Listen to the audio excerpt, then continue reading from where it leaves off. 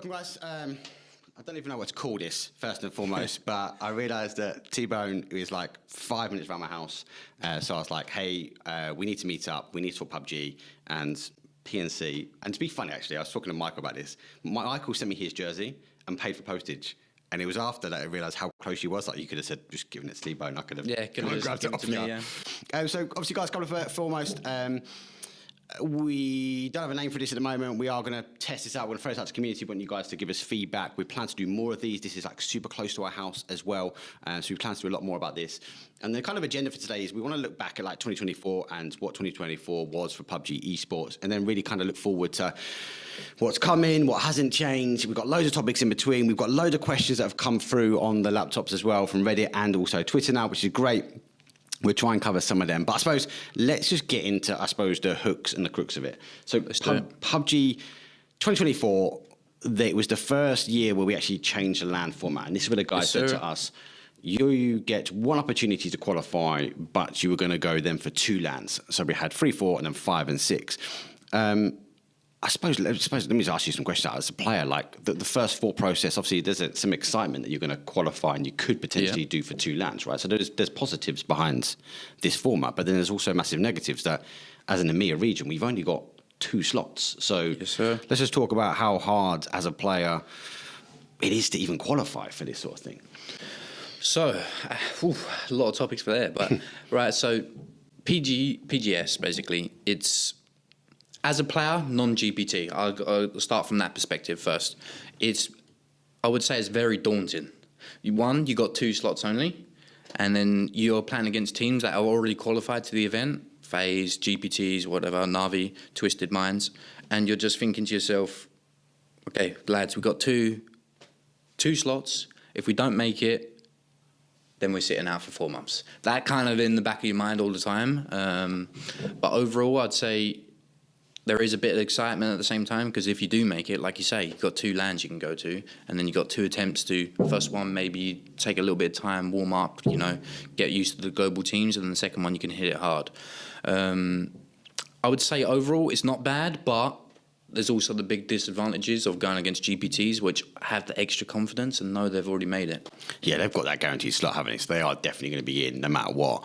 And let's keep on our region, because, we've only got 2 slots. So, exactly. For esports, Ascend, grinding out hard, you guys getting close, missing it by a slot. But you're right, missing half a year, there's a big question about this. Now, I'm hoping this year, so let's quickly snapshot, and this is again super skyball thinking, they actually released a roadmap like November time, December time, right? Did, so I'm hoping this year, compared to 2024 when they didn't launch it until I think it was like February, March time, when we kind of got an idea. Yeah, really late, yeah. It was super late. So no one was able to plan grassroots events. So I'm hoping maybe this year, yes, we've still got the same format that we're going into, but actually we might have some grassroots that actually, because if you're playing for a big team like Foot or Ascend and you don't qualify, you're not making your money. So then you've got that added pressure that actually you come to the second half of the year and you're like, oh my God, we need to perform even more. Yeah. And 2 slots is not getting any wider. So there's a level of pressure, and I suppose an element for self-doubt. Like, are you taking the time off? I suppose you're questioning yourself as a player, as a teammate. Do I have the right team? I don't think we saw as many transfers as I would have expected, though, in 2024. But I do think it is a bit of a grey area. Yeah, well, there was plenty of chances for people to still qualify. If you do good in one, then you still have a chance to qualify to PGC, for example. So that's why we probably didn't see that many roster changes. I would say as well, with the whole PGS, format, it's, how do I explain this? It's really, in some ways it's good, but in some ways it's bad in that sense, right? I don't know. I don't know how to really, like, for us and Ascend, for example, it's I don't know how to put this, Mark. It's hard in the context because you guys were so close. It's so close. We missed it by like 1 slot twice. Yeah. So for us, it's absolutely brutal. You're so close to making it there, and boom, you don't make it. Oh, this is what I wanted to say as well. Like, you don't make it, and then not only do you not get to play for like a month or 2 because the LANs, then you're not practicing against them other 5 teams. Yeah. So then half your lobby and practice is gone. Yeah. So that's another thing what really sucks. Big shout out to PUBG EU scrims, actually, one of the biggest discords. And this is what T-Bone's talking about, and I get to cast sometimes, is normally when you have a super stacked lobby, you're playing against the best. And it's not like a LAN, there are obviously more variables, but you're playing against the best in the world in our region at the time. And then obviously, because the Americans have a better time zone, they can come play ours and then kind of do theirs as well. So they get the added bonus that they actually get to practice against you guys. But you're right, because if people have qualified and they've gone, and look at the time now, since November, December, January, we still really haven't got, it's the first week, second week of Jan now, we still really haven't got the teams returning back to scrimming, so to speak. Yep, exactly. We'll come on to some of the teams that are scrimming at the moment because they are trialing out players, clearly. But no one's really returned back. So that's still, 3 months now, maybe even 4 months, depends on how far we go into February. But actually, teams are not back on the agenda. And when do you get practice in for the year? Because yet again, you've got to qualify via our regional format to get to LANs. It's a bit. It's definitely hard. It's hard to balance it all as a non-GPT, as I said. You know, you got to feel for everyone was not GPT and struggling to go through that. I would say as well that overall, it's because the GPTs have more I would say leeway in that sense. You know, they can come back when they want. You know, maybe Twisted Minds might come back in 2 weeks. FaZe might come back in 2-3 weeks. Yeah. You know, and it's really not that much practice because then we got to play opens, groups, whatever, and they can just sort of relax. They know they're qualified. I know there's PGC points on the line, but it's a lot easier in that sense for them. It is difficult, and they are guaranteed slots. So GPT is obviously global partner teams for people that don't know, and we will talk about this in a bit. But the global partner teams, they're guaranteed slots, these big events, so they can play the regionals however they want to, and they get invited in at certain stages. So yes, they might not play the group stage, the qualifiers, and they might not play the initial group stage, but they might play a little bit later on in the group stage, or they get invited into the last section, which is they can come in and literally do anything they want to do.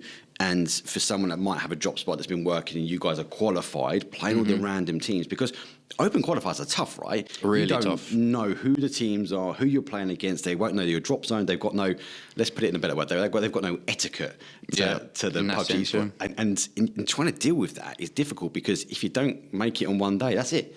You're done and done. You're not going to get through. So it is difficult. Would you like to see more teams maybe making it through to a group stage? Do you think the group stages should be bigger? So like the foot esports, maybe the Ascends, maybe the bigger names, VPs, etc. That you don't need to go through open qualifiers because look at Mad Balls. VP before VP, they were Mad Balls and they had to qualify through. The Woo had to qualify through. They got through, which is great, but one event means you're out for 4 months again. So would you prefer to see more teams earlier on, or would you rather just everyone have to go through the same system, or the known names to just appear later? So it's really hard. Opens is another kettle of fish, basically, right? It's tough. I've had to do it before when I was in Heroic, obviously, and I qualified through Opens more or less that whole year, apart from one of the last tournaments. So it is really tough. I don't really know there's a correct way to do it, unfortunately. You're always going to upset someone, aren't you? Yeah, you're always going to upset someone. I think the regional group stuff is okay right now. I kind of don't mind it. But again, it comes back to you're playing versus teams that they already got chance to qualify to PGC through PGSs, you know? Yeah. So if they sort of remove that and they had to play well in the regionals to qualify to PGC, then I would say it would be a lot more balanced. Whereas, you know, right now they can just Twisted Minds qualified through PGS. The last PEC, for example, they didn't even have to turn up. They could just not turn up, and then they would have qualified still. Yeah, it's quite difficult. It's good at the beginning of the year, isn't it? Because everyone's kind of a clean slate, and you're kind of battling our way through to figure out who the hell is going to make it. But then, obviously, later on in the year, we do get those confirmed slots. I would have liked maybe Sonics to win, so we would have gone to globals, to global champions at the end of the year with maybe Sonics with 2, Twisted Minds with 2. But obviously, Twisted Minds decided other options to run away with 3. But that's impressive. Big shout to them, because the ability to bag 3 back-to-back wins is insane. And I think that was a little bit of their downfall, actually, when it came down to globals. And I'd love to catch up with Batul and Sasha to talk more about it. But they were on a winning streak. And I felt like going into the end of the year, it was not all eyes on Twisted Minds, but it felt like it was everyone versus Twisted Minds, because I think the expectation was so high for them to win the final event of the whole year, but they fell short. And is it the dealing under pressure? Have they now conquered the PGS scene? Is it PGC a different ball game? I know you guys as players said that actually globals is a different kettle of fish. It is different, yeah. I mean, obviously, from experience, I didn't IGL before in a global, and we flopped out because I didn't have the experience. But going back to Twisted Minds, I actually think, I disagree with a lot of people. I actually think they played pretty decent in this PGC. I actually think they got really unlucky circles. 100%. Mostly through the tournament. And if you actually look at the scoreboard, they finished in 8th place, right? It was still 30 points above 9th place. Yeah. And then that 8th to, first was only like a 20, 30 point difference. I actually think they actually played pretty good. They did make a few mistakes. If they would have got a little bit luckier with the circles, day 1, day 2, they get that confidence, even though I don't think they need it. No, not at all. I don't think Twisted need it. But I think they a little bit more luck, and they would have been, up there winning that tournament again. It is such a good team. Yeah. They are well refined. I think visually from leagues ahead, in my mind, leagues ahead of everyone else. And I think it's the only event really I could make. I'm going to say cracks. I don't think cracks is the right word, but and again the camera people showed it. So from a viewer, obviously I wasn't talent at all last year for it, but watching, we could see them smashing the table and getting frustrated. And is that a sign? I know they're a team that can kind of reset, but I do think everyone is looking towards them about how do they perform, how do they act, how do they carry themselves in events. I'm really interested to see what they do this year. I don't expect any changes for them. I know we're going to Roster Royale a bit later, because I do like this time of year because it is Roster Royale. We are changing players everywhere. I can't see that team changing. I can see them re-hitting this year again. Expectations would be high for them to get more results. Org must be happy with them. They obviously they clearly sorted out. Let's talk about EWC actually, because EWC was the first event where we didn't have that losers bracket or lower bracket, and they didn't qualify. They kind of like running through that. So I like that they've already adapted to that. So I think they're an adaptable team. I do think everyone is looking for them this year. I'd be keen if you could take any team on to take on Twisted Minds, and you can't say Footy Sports, right? Because that's biased, right? One of the desks become biased. Who would you put up against a Twisted Minds as it stands? Honestly, I put Twisted Minds above everyone by far. But if I had to put a team that could contend with them, let's see. Any region, could be any region. Any region. Oof, this is a tough one. Who really impressed me? Honestly, no one really impressed me that much to contend with them. Obviously, we had PGC TE win, but I think they got extremely lucky, so I wouldn't even put them up. Cerberus was a flop. Earlier on the year, they would have been, Just think about it. Who remembers Cerberus winning the first event? Exactly. They would have been up there earlier in the year, but... Oh, man, it's tough. Honestly, Navi was playing well, but...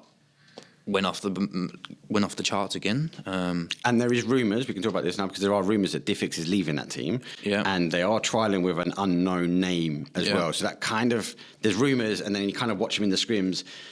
I think that's a big loss for them. There clearly might be something other going on behind the scenes, but they did really drop off. They did something happen in that event. I think there's a big question around Navi.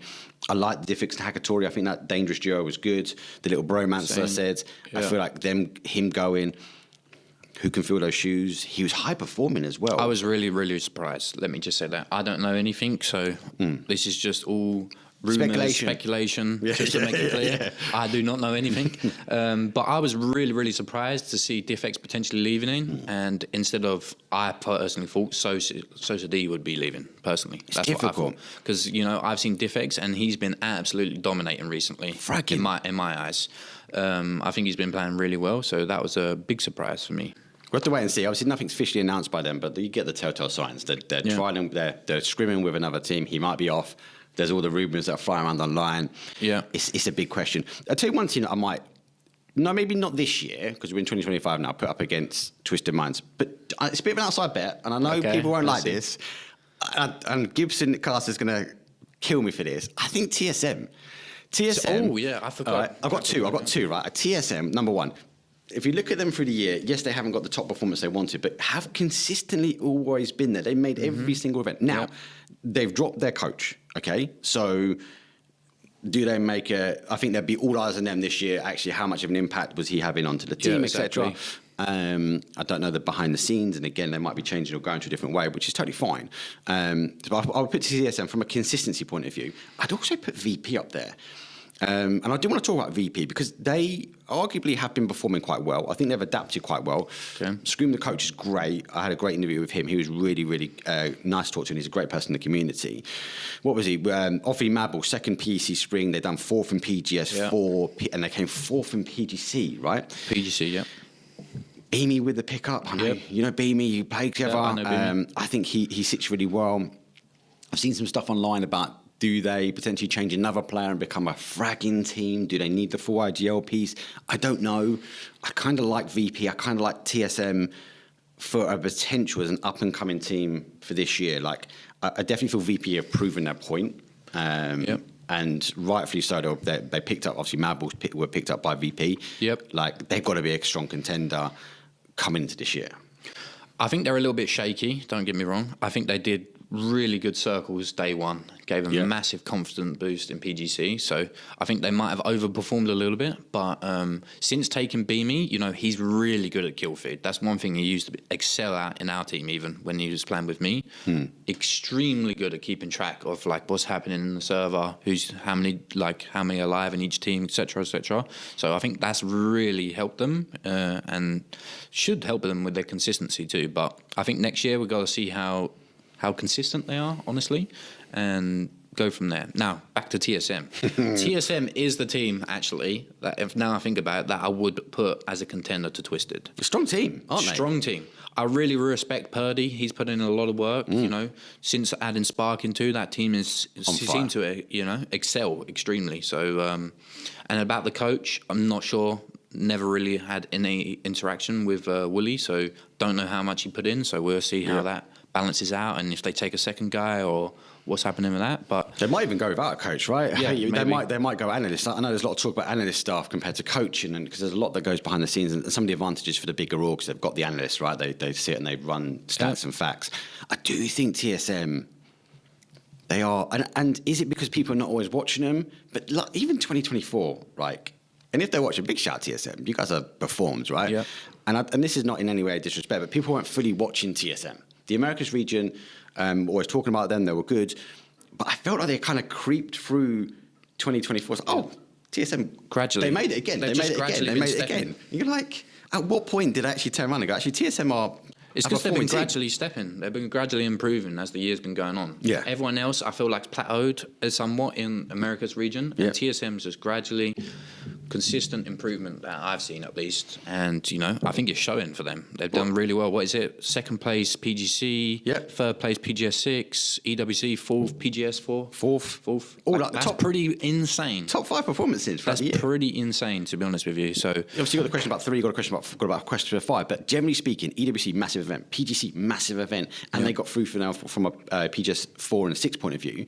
The performance is good. So really good. Interested in the change of the coach. I want to see what happens with them this year. Obviously, best of luck. Be keen to find out a little bit more about how that kind of works out. But we can talk about format for a long time, because when we can talk about Twisted Minds, because let's be honest, Twisted Minds kind of swept through 2024, right?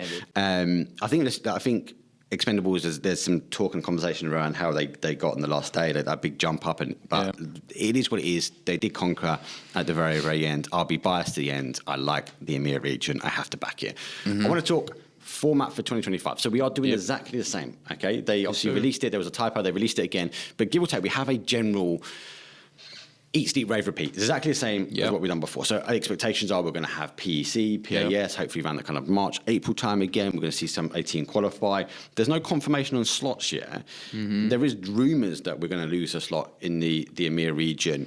There's 2 on the website at the moment. What will be is tough. And obviously we've already mentioned about that. Obviously, PEC is our route in, realistically. Now I want to talk about the EMEA region on the 2025 format. And this, Gibson's going to tell me I'm biased.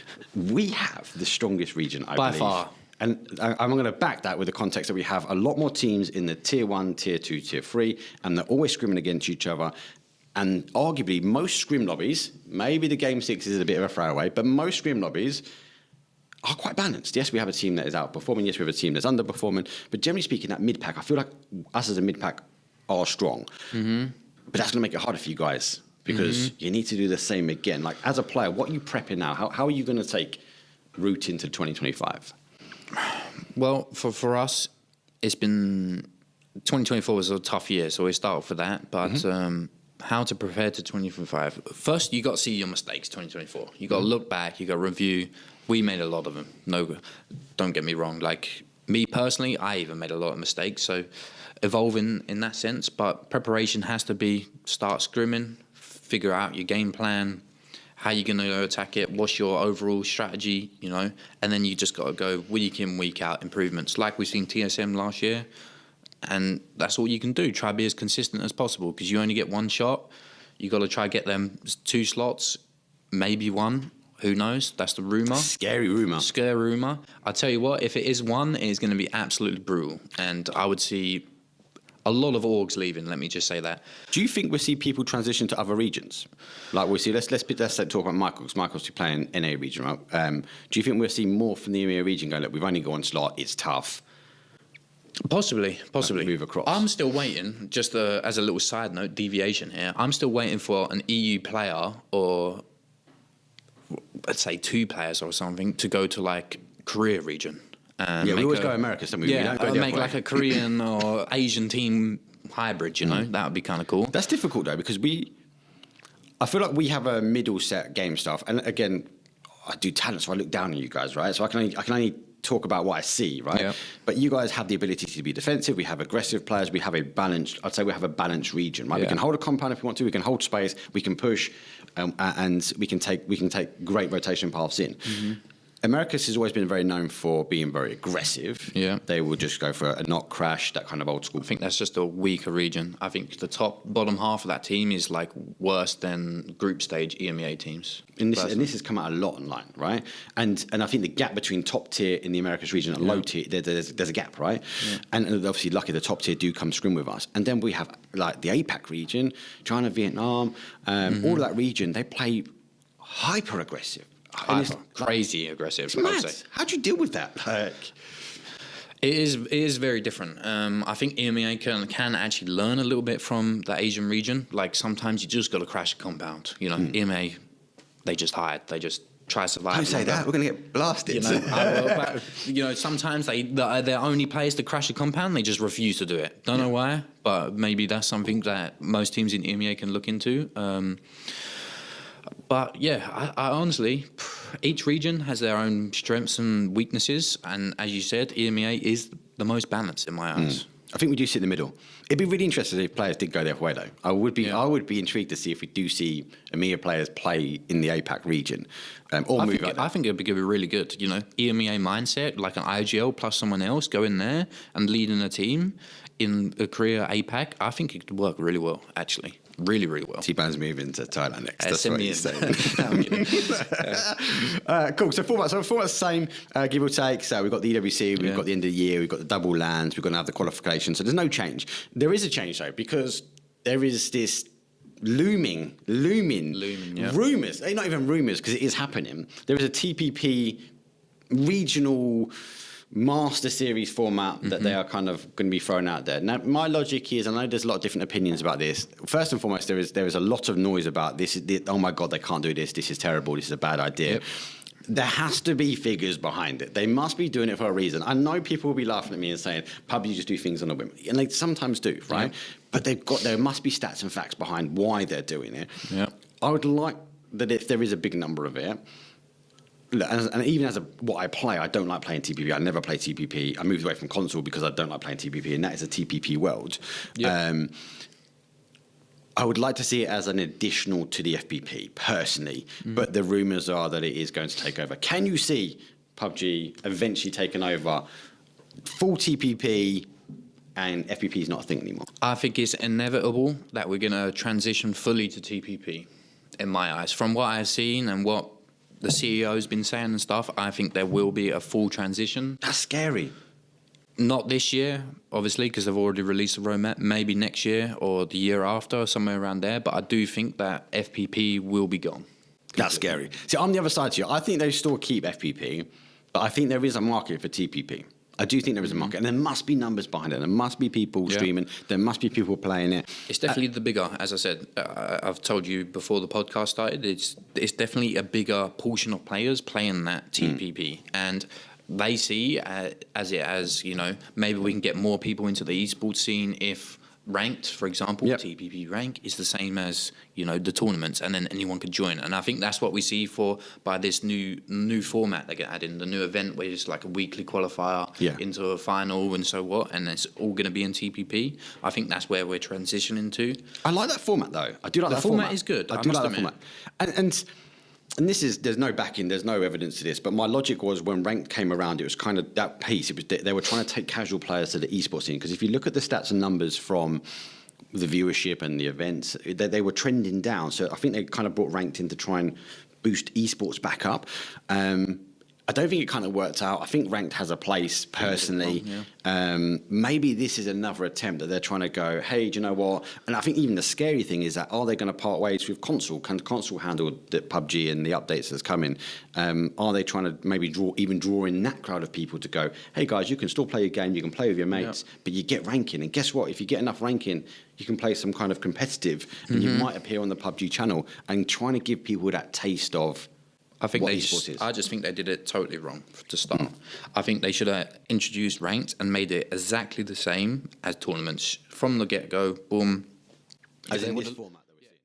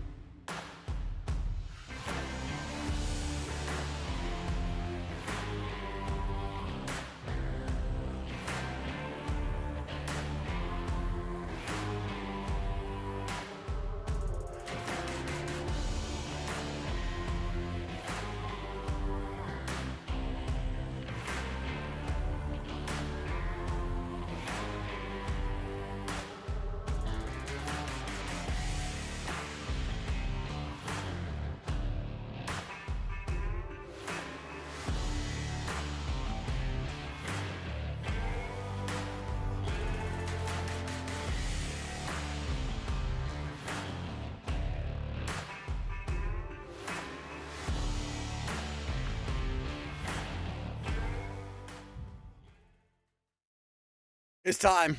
Norwegian PUBG series is coming to an end. Slightly sad. I am more excited. Why? Because the madness is about to unfold. We only have 6 more games left before we get to decide who will be crowned first and second place, who is going to take the lion's share of the prize pool, and all the PC fans that will be raining down on them.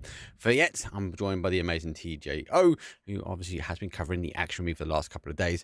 It's been an interesting couple of days. It's been explosive in parts. There's been some teams at the top. There's been some teams at the bottom. How was your take, though? Let's recap the first 2 days of the final, mate. What are your takeaways and what are you expecting these teams to be bringing to the lobby tonight? I can't expect anything because I've been doing totally wrong the last days. Sami Gamers and Clan, and they're not performing as I thought they would. But there's a lot to take in on yourself, you know? It's so much stuff going on. So many teams that are doing a lot better than you thought. Some teams are just skyrocketed after day 2. Some are doing great in day 1. There's been weird circles, there's been great circles. We have teams that were really lucky in some circles on high grounds for many, many rounds. And then there's the other teams that constantly have to rotate the bad circle again and again. Like, it's been really up and down, but again, it's been really aggressive. It's been Norwegian PUBG scene is aggressive as hell. Yeah, I mean, sorry to say it, but that's true. It's been really fun. It's been really, really fun for me to watch this. Has been facts, but we need to let everyone know why. The inconsistency has been making it such they're close leaderboard and they're fighting out for the prize pool. We only got first and second, and it is a physical prize pool, not cash in your pocket. Fans will be going for first place. Obviously, single packs will be going across. And more importantly, who's playing for those that might have just jumped in? Well, we've got a series of teams that are kicking things out. And I think it's more beneficial if I actually show you this one, guys, because it's the leaderboard. STFU rolling it in really, really aggressive there, though, on day number 2. They had that inconsistency that TJ was talking about for day number 1. They'll be looking to maybe continue starting. I am worried, though. Have we seen, obviously, the likes of Slowstorm, who came in really aggressive on day 2? Not the best start for day number 1. Do they need to rethink about it? Do they need to go back to the old ways? And then obviously you look at Sicklers and oh my god, like insane. Great day number 1, day 2 not as good. Will they come back and explosive? It's not just a 3-horse race though. Most of these teams will be fighting and duking out. As I said, we've got literally 6 maps to go. We need to get going. This region is on point. We're underway. Round number 1. We've got lots to talk about. Let's go.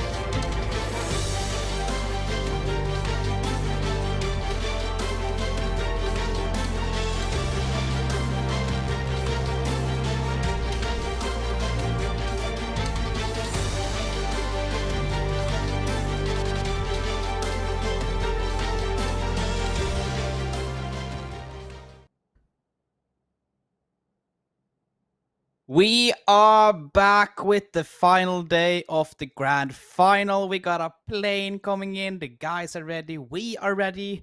And this plane path is going all the way down from the east, well, down southeast, actually, sort of, all the way up to the truck stop area. And this, again, as we mentioned almost every time, you've been really lucky with the plane paths. You will most likely get a good loot spot for the first game of the night. It is. It's a snippet of a good plane path. Obviously, if it does go north, that'd be crazy. But for now, we have a slight hot drop. Plane path is coming in from that southwest up towards the east, pushing towards that northeast. And it's not going to be the Norwegian region unless we have a fight. Sammy going to be taking out SLN, as both these teams need to claw the leaderboard. Both these teams, TGO, need to have a good day. And they want to start it off maybe on the right foot forward. Well, that's an aggressive foot forward. Both dropping early and go for the hot drop. Well, there's not a Norwegian PUBG scene, as you mentioned, without a hot drop, and I love it. Starting off day 1 with already action down in the south.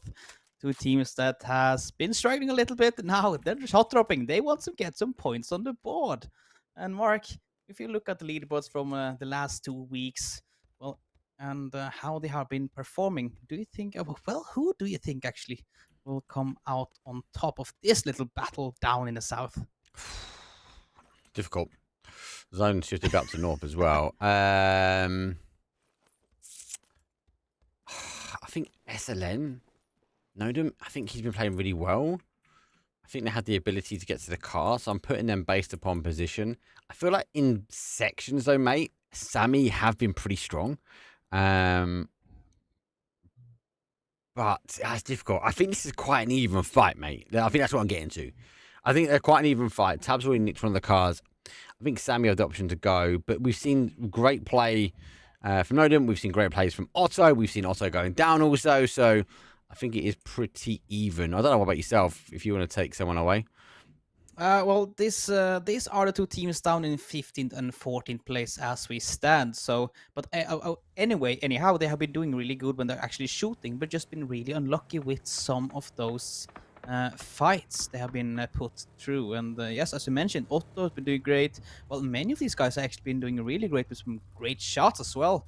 We had seen Level with a crazy drive-by headshot with the M24 all the way back in the group stages. So you know the guys can shoot, but been really unlucky with the circle, really unlucky with rotations, and probably not the best plan. Maybe that might be the reason. We don't know. First knock does come in, and actually it comes in from SLM.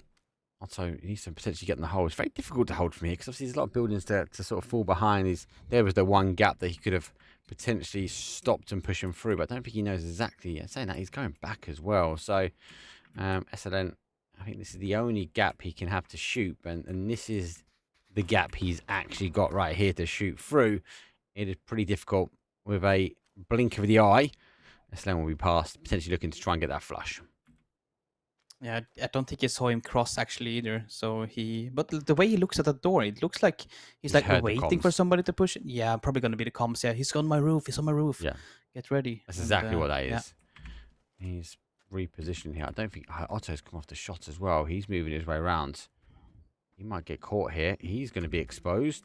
Actually, goes back the other way. So both these teams need a bit of loot. There is one knock. Only one confirmed, done and dusty. We're down to 62 players left, 16 teams.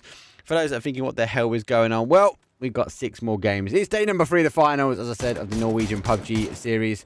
And actually, that does mean, hopefully I don't click away, it does mean we'll be looking for our final first and second place. The first place will be obviously in the chance to win the triple fan packs. And obviously for the second place, we'll be going for the singles. That's it. That is it. I actually really like the fact they've actually got a physical prize pool, though. Yeah, that's normally I don't see the physical. Most of the events do with the cash prize, but I think it's actually a little bit cool. I like it. Having a prize, physical prize pool, prize. I think it's cool. I never got the chance to do anything like that when I played. That's why I ended up casting. That's probably why. Never got my physical prizes. I love it. Because sometimes people might think, oh, I need PC fans. But when they get the prize pool, do they go really spend on it? Maybe not. No, they don't. Yeah, maybe it's just slightly different here. A full sea of Joker smoke up on the top here, but the confirm has already done. SLN obviously do hunker their way down. Early fight, 60 players now remain. The Dragunov can hit a huge impact, especially if he can get that connection. Needs to get the headshot though, but with the amount of damage done, 56, over half on the player, it means he might not go for the repeat straight away. They have both gotten one guy down and flushed up as well, so both of the teams has no advantage anymore, except when I talk about it, some gamers lose one on top of the roof. Then we saw the nice shots coming in earlier. Little push coming in as well. Some nades. Will this one land? That's a bit short. Yeah, as you mentioned. Too short. Nice. He getting down on that little roof there. That's nice. It's going to be down to Otto now, really. To try and hold out. Faust. Oh, yeah. Come on, baby. He's going to need some. This is too close. Really too close. He's going to go down. See, he needs to try and back away and hit the wall. He's get the splash damage. Great splash damage there. No, go for the fight. Oh, I hate that when it happens. Didn't go for the fight. It's going to get confirmed. They're not close enough now to potentially provide any pressure. Tab is out. I wonder if he's got a molly. He has a molly. Windows. Well, there is one next window, actually. Yeah, it is. He has a molly. Is it hitting? Does though? get it. It He does is. get the re-knock, and he gets the Nice. second as well. Oh! Great money. 2 for the price of 1. Final player now. Slutzen's going to have to try and hold out. SLN down. Needs to get the opportunity to get this med back on. Does do it. Flash comes over the top. Goes underneath it. Pre-fire comes through. He does catch it and should be able to. If it's quick enough, get that second resin. He does pick it up in time. Yeah. They'll be back to a 3, and the Valdemar victors will come down to SLN. Sami game is out in 16th. Not a good start for them. The team that I hyped out in day number 1. Out in 16th in day number 3. Then there's this team, though. Pewhoo. Let's talk about it. You picked them up. You picked them up yesterday. And they did have a good day. They had a good day last time. Not been climbing that much, but they got a lot of points, compared to the first day. They really stepped up, but it might be too late. Actually, it is too late to get the first place, but they can at least get themselves far up the leaderboard and get some, prize back or honor, or at least some dignity back for having a really bad day 1 and day 2. Waste though, we saw them get a chicken dinner last night. 2 chicken They dinners. they got 2. Back the last game as well. Done pretty well. Again, a team which you'd expect to be at the top of the leaderboard. I think they were disappointed for day number 1. Reset slightly. They did come back a little bit stronger on day 2. They need to maybe keep the flame ignited, especially when it comes down to day 3. There is 6. There were 73 points. They have the capabilities of catching up. They just need to get another 2, maybe 3 chicken dinners and have good placement points as well. They're one of these teams now that have got the balance right. They've got a good amount of kills and a good amount of placement. So we know they're consistent in that region. Can they deliver? Day number 3 provides an extra level of pressure. And when we saw the points earlier, like you said, it was 3 teams on top with above 100 points, and the top 2 were just divided by 1 single point, 120 and 119. Ways, and behind Enemy Wives and Unwanted are down on 75, 73, and 73 points. That's basically a 50-point gap up to the first place. They need to have a super huge game today to have a chance to get back on it. And that also means that Slowstorm, SDFU, and Citrus need to have a bad day. They need to be taken out, and people need to react on it. That's the only chance to actually come back on this one. They need to see them in the kill feed. They need to react. They need to push them. They get the chance to be alive, maybe get some placement points, a few kills here and there. It's all over, man. They can't catch them up. There's no chance. I definitely would say yes. They felt like the people were reacting to the kill feeds quite rapidly and aggressively. Teams were going down. The teams we wouldn't expect to go down is a little bit earlier, and teams were adapting. And some of these teams, STFU, Slowstorm, Waste to a degree, all reacting really, really, really strong. And as a result, Sicklers fell down, STFU went up, Slowstorm went up. But we've not even spoke about. We spoke a little bit about Waste. Behind Enemy Wives, done well. They got themselves up into a good contention there, and 75 points as well. We have a number of teams in the 70-point mark, so you can't really take anything away. So it's back to Shift. So then obviously on that win, they need to get on that plane and that E pickup, and it's going to favour them slightly. Zone heavily shifts now towards that northwest corner. A lot of teams going to get caught now in the south as they rotate their way in. Yeah, there are going to be some people getting caught. I just know that for sure. You know that always in those lobbies there's going to be somebody dying and then the rotation. But I finally see something I'm really happy about, and that is Unknown Mix, the black collar team. They finally get a circle on themselves. They have been struggling the entire weekend. Maybe this can shift it around. Maybe at least they get an okay day to get some dignity back, because they have been doing, sort of say it, so poorly with that firepower they have inside the team. Especially a team that I wouldn't say runs the region, but definitely a name up there. Definitely ones that are strong at delivering points. Maybe another team was strong at delivering points now, and they get the first knock. Looks like our Sicklers under pressure.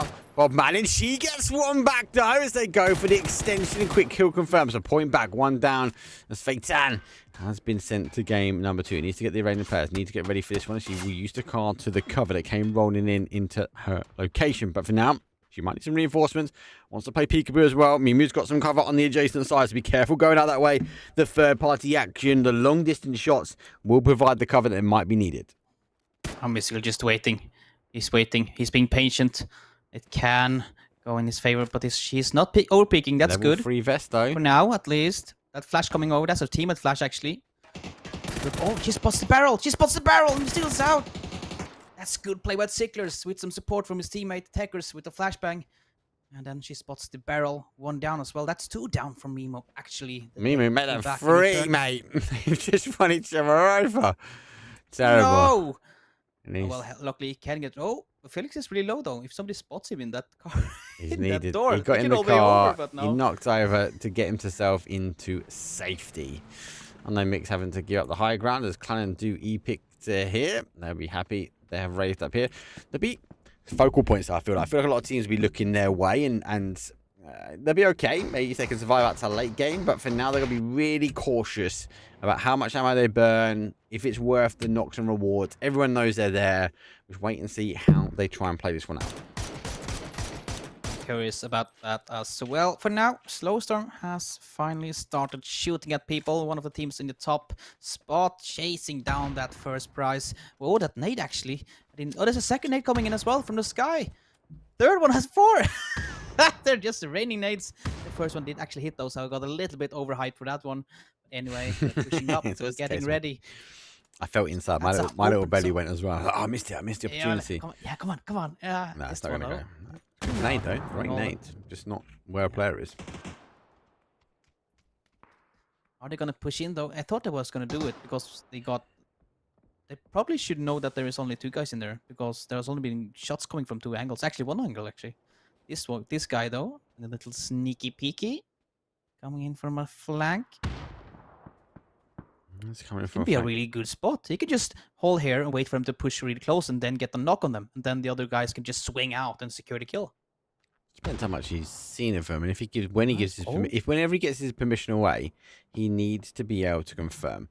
Tekers is coming on the other side. So look, as Sicklers try and play on, he's just jumped up behind. They've not even noticed. He goes for the drop, now goes down, gets deleted. They should be able to get that res now. Quick kill confirmed, done. That's maybe going to readdress it, and Sicklers do activate. Tekers is here as well. Snicking goes down. Grant is the final player. Nade comes through the middle. Doesn't quite get the connection. Second nade looking like it might bounce off this time, but he doesn't. He goes the adjacent way. That's what Snicking is, but unable to get that confirmed, done and dusted. Grenda's going to be trying getting that res back up, and Slowstorm need to keep the bodies up here, but for how much longer? Bob Manning, she is on a roll already. Yeah, Sicklers here coming in with a third party. That's really needed if they can get down Slowstorm now. If they just delete them now, they can start playing a little bit more safe because they know the top team is out and done for. That's probably what they are looking for in this situation. Pushing up really close. Slowstorm having everybody up except 1, as I think Sneaky is getting the rest off. In the background, nades are flying all the way, all over the place. Nades are flying. Bob Marling is getting ready with her nade. I think it's going to be bouncing really good. No, just barely out of reach. That blue, though. That's a good blue, actually. That's a really good blue. Tekers gets 1.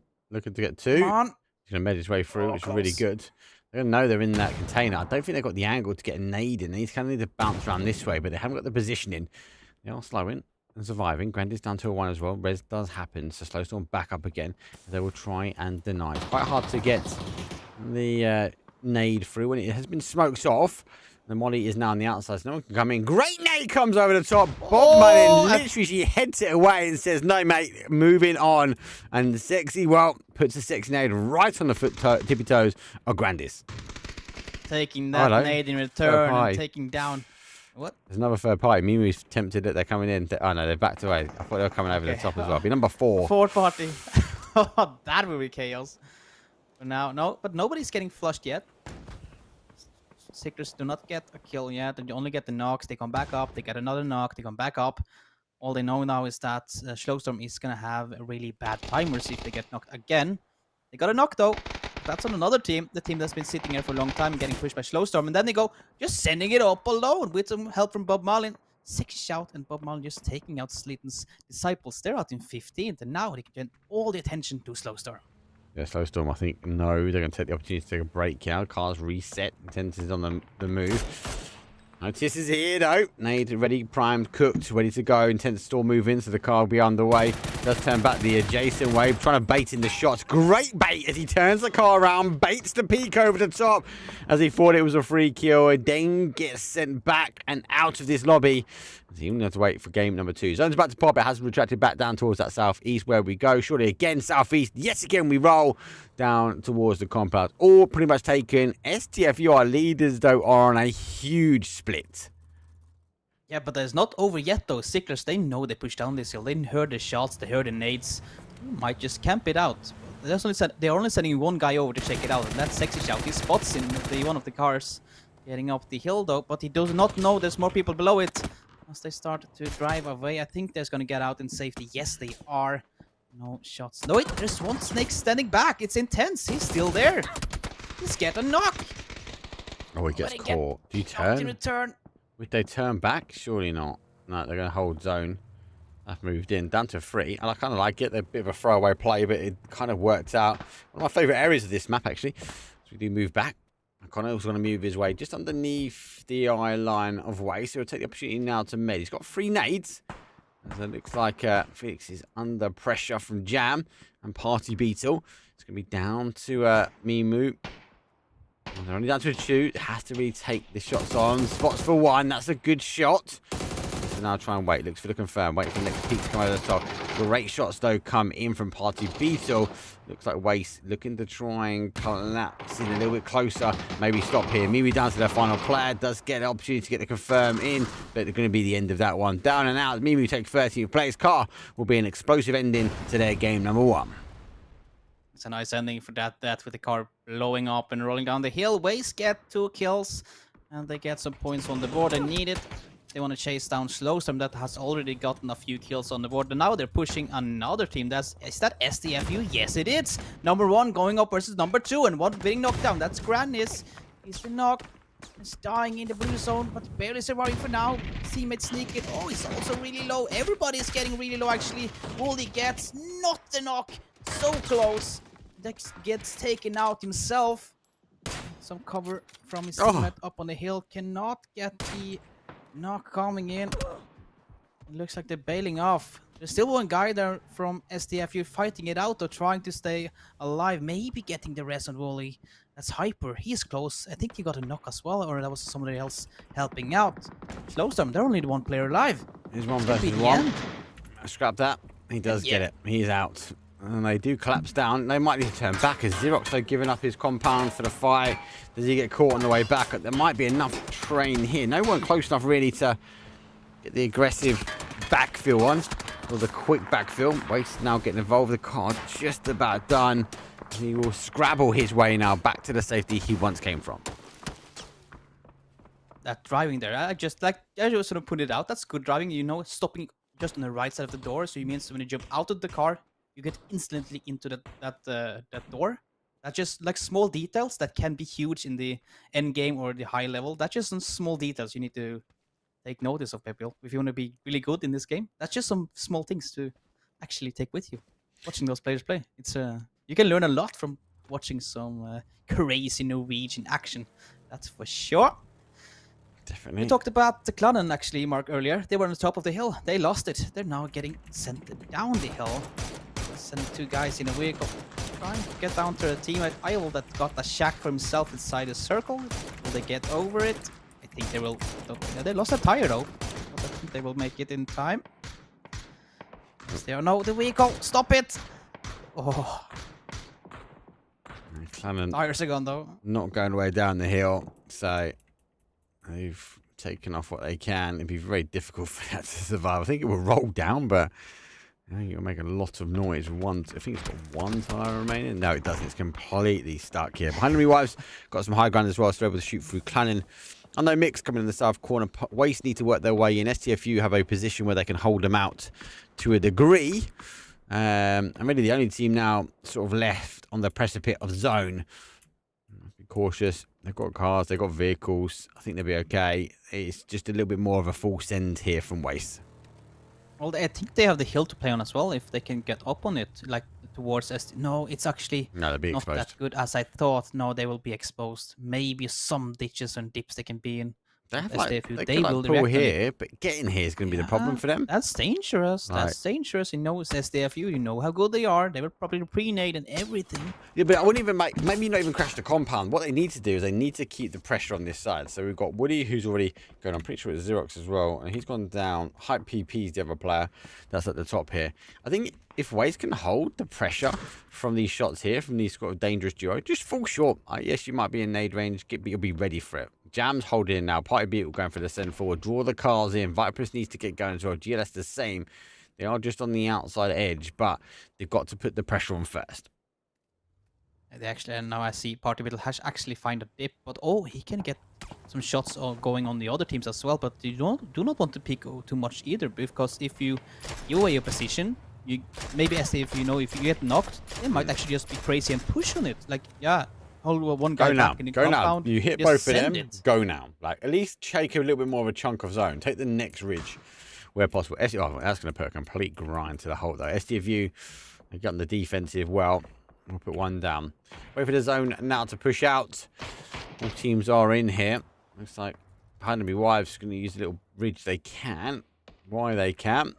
But we are looking for this next zone to pop though. Sugar retract his way back down again. It does.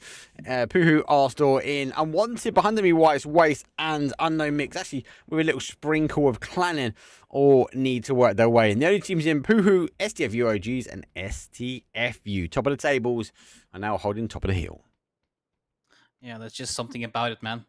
They're top of the hill. They're leading the leaderboards, taking out Slow Storm, and they push the compound south. That's just barely inside. That's one can actually be an option for Unknown Mix to push in if they have vehicles, though. That's an option. Or Waze, maybe. Maybe they take that compound. As they not found themselves a good spot up there right now. I think they are too far out to actually push that hill. I don't think they know. I think they'll be. They won't know either, right? Got to remember, they went north side. They went north side of the hill. North side of the hill. Push going on north side. Only crash. Looks like Behind Me Wires pushing for 1, 2. Let's get one. Down to the final 2 now for the guys. Looks like one is flushed. Panzer needs to get this cocked and loaded. Launches through. Oh, it goes past. That's caused some damage. But not enough here. I Love Horses needs to gallop his way past the nade, but he doesn't. Mimu's down to a single shot as well. The pressure's coming through, and it's done dust. It's explosive ending. Should be getting crashes now on the adjacent side. Looks like we're going to get the hold now. STFU got to try and deal.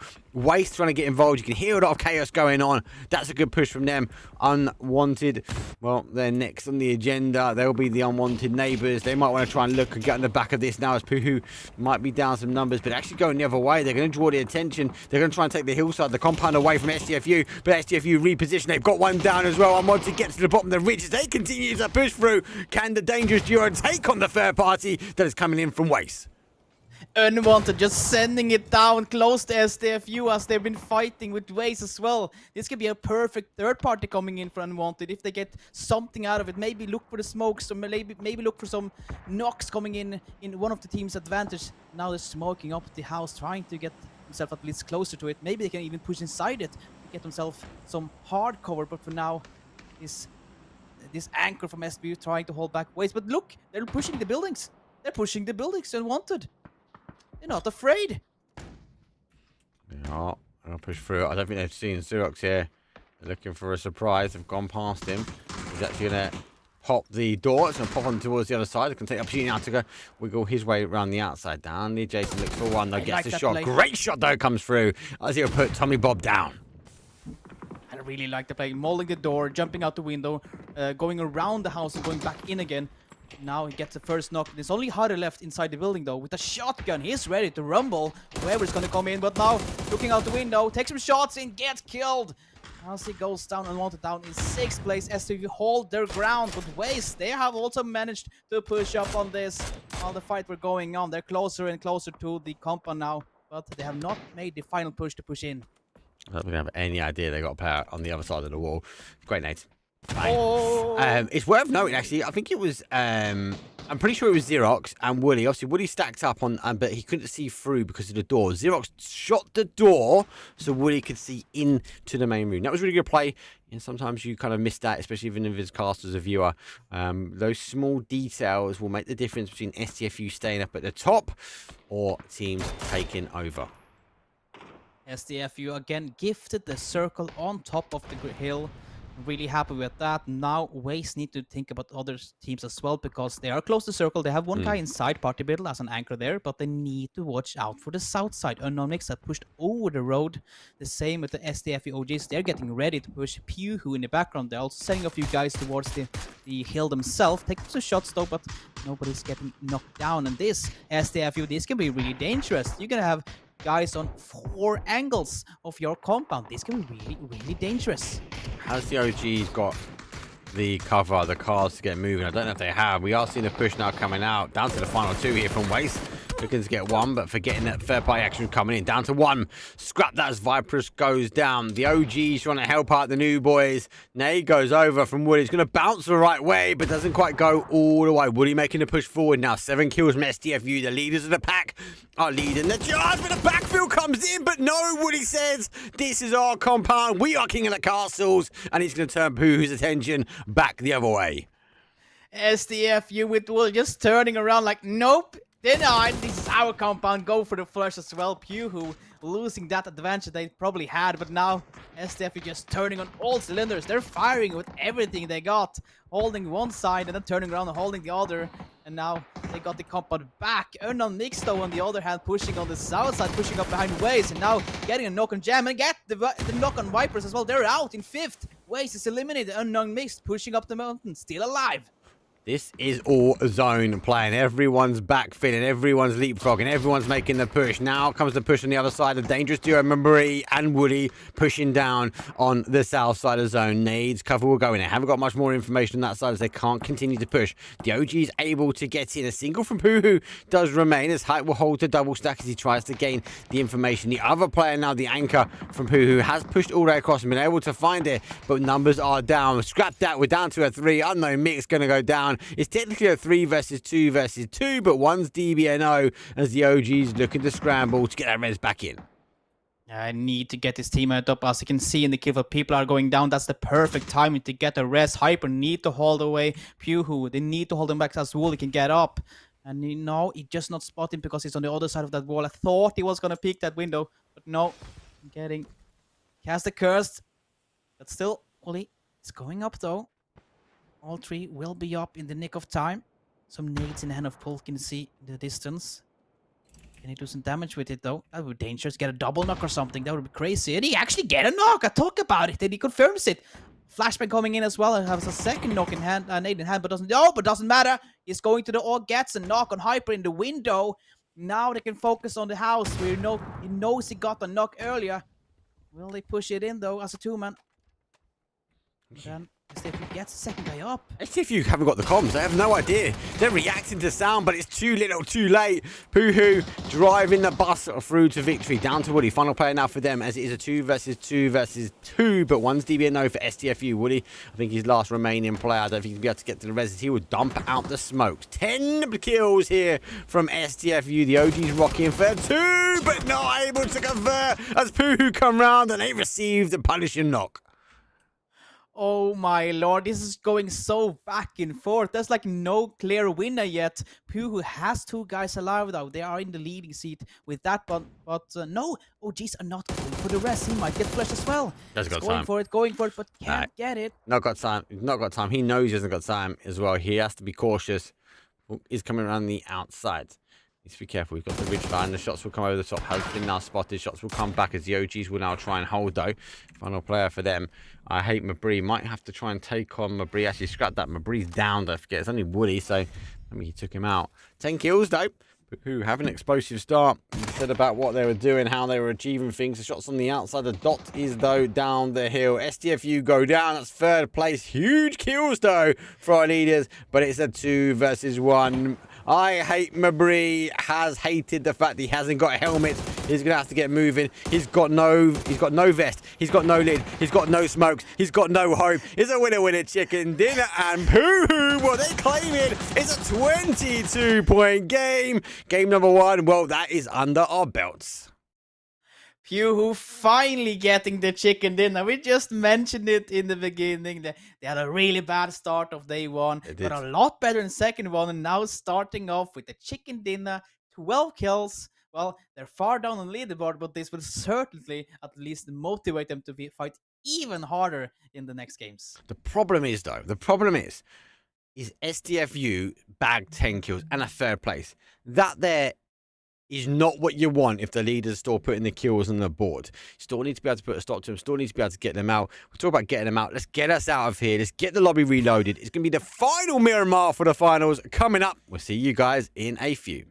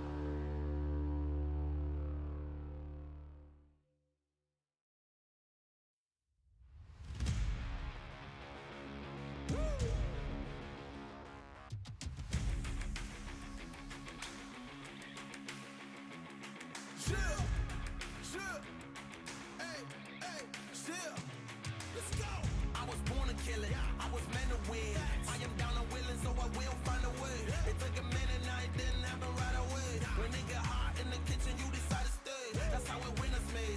Stick a fork in the hater on my dinner plate. I walk into the fire like it's just a bit of flames. I switch my style up, watch the money pile up. I'ma get rich or die trying, want me switch lanes. I'm always getting better, I'ma be on 5th place. On this one, then 4th on the next. 3rd, 2nd, 1st, she report for the best. She showing love, give me all the raw energy. Don't stop, go ahead, get it in. Jump, knock, let me in. Huff and puff and blow the house down. Raw energy. Don't stop, go ahead, get it in. Jump, knock, let me in. Huff and puff and blow the house down. I do it for the love, they perform for the checks, and they still get more. They be bored by the rest. I done put the work in, wasn't born in success. See the storm, it affects the performance.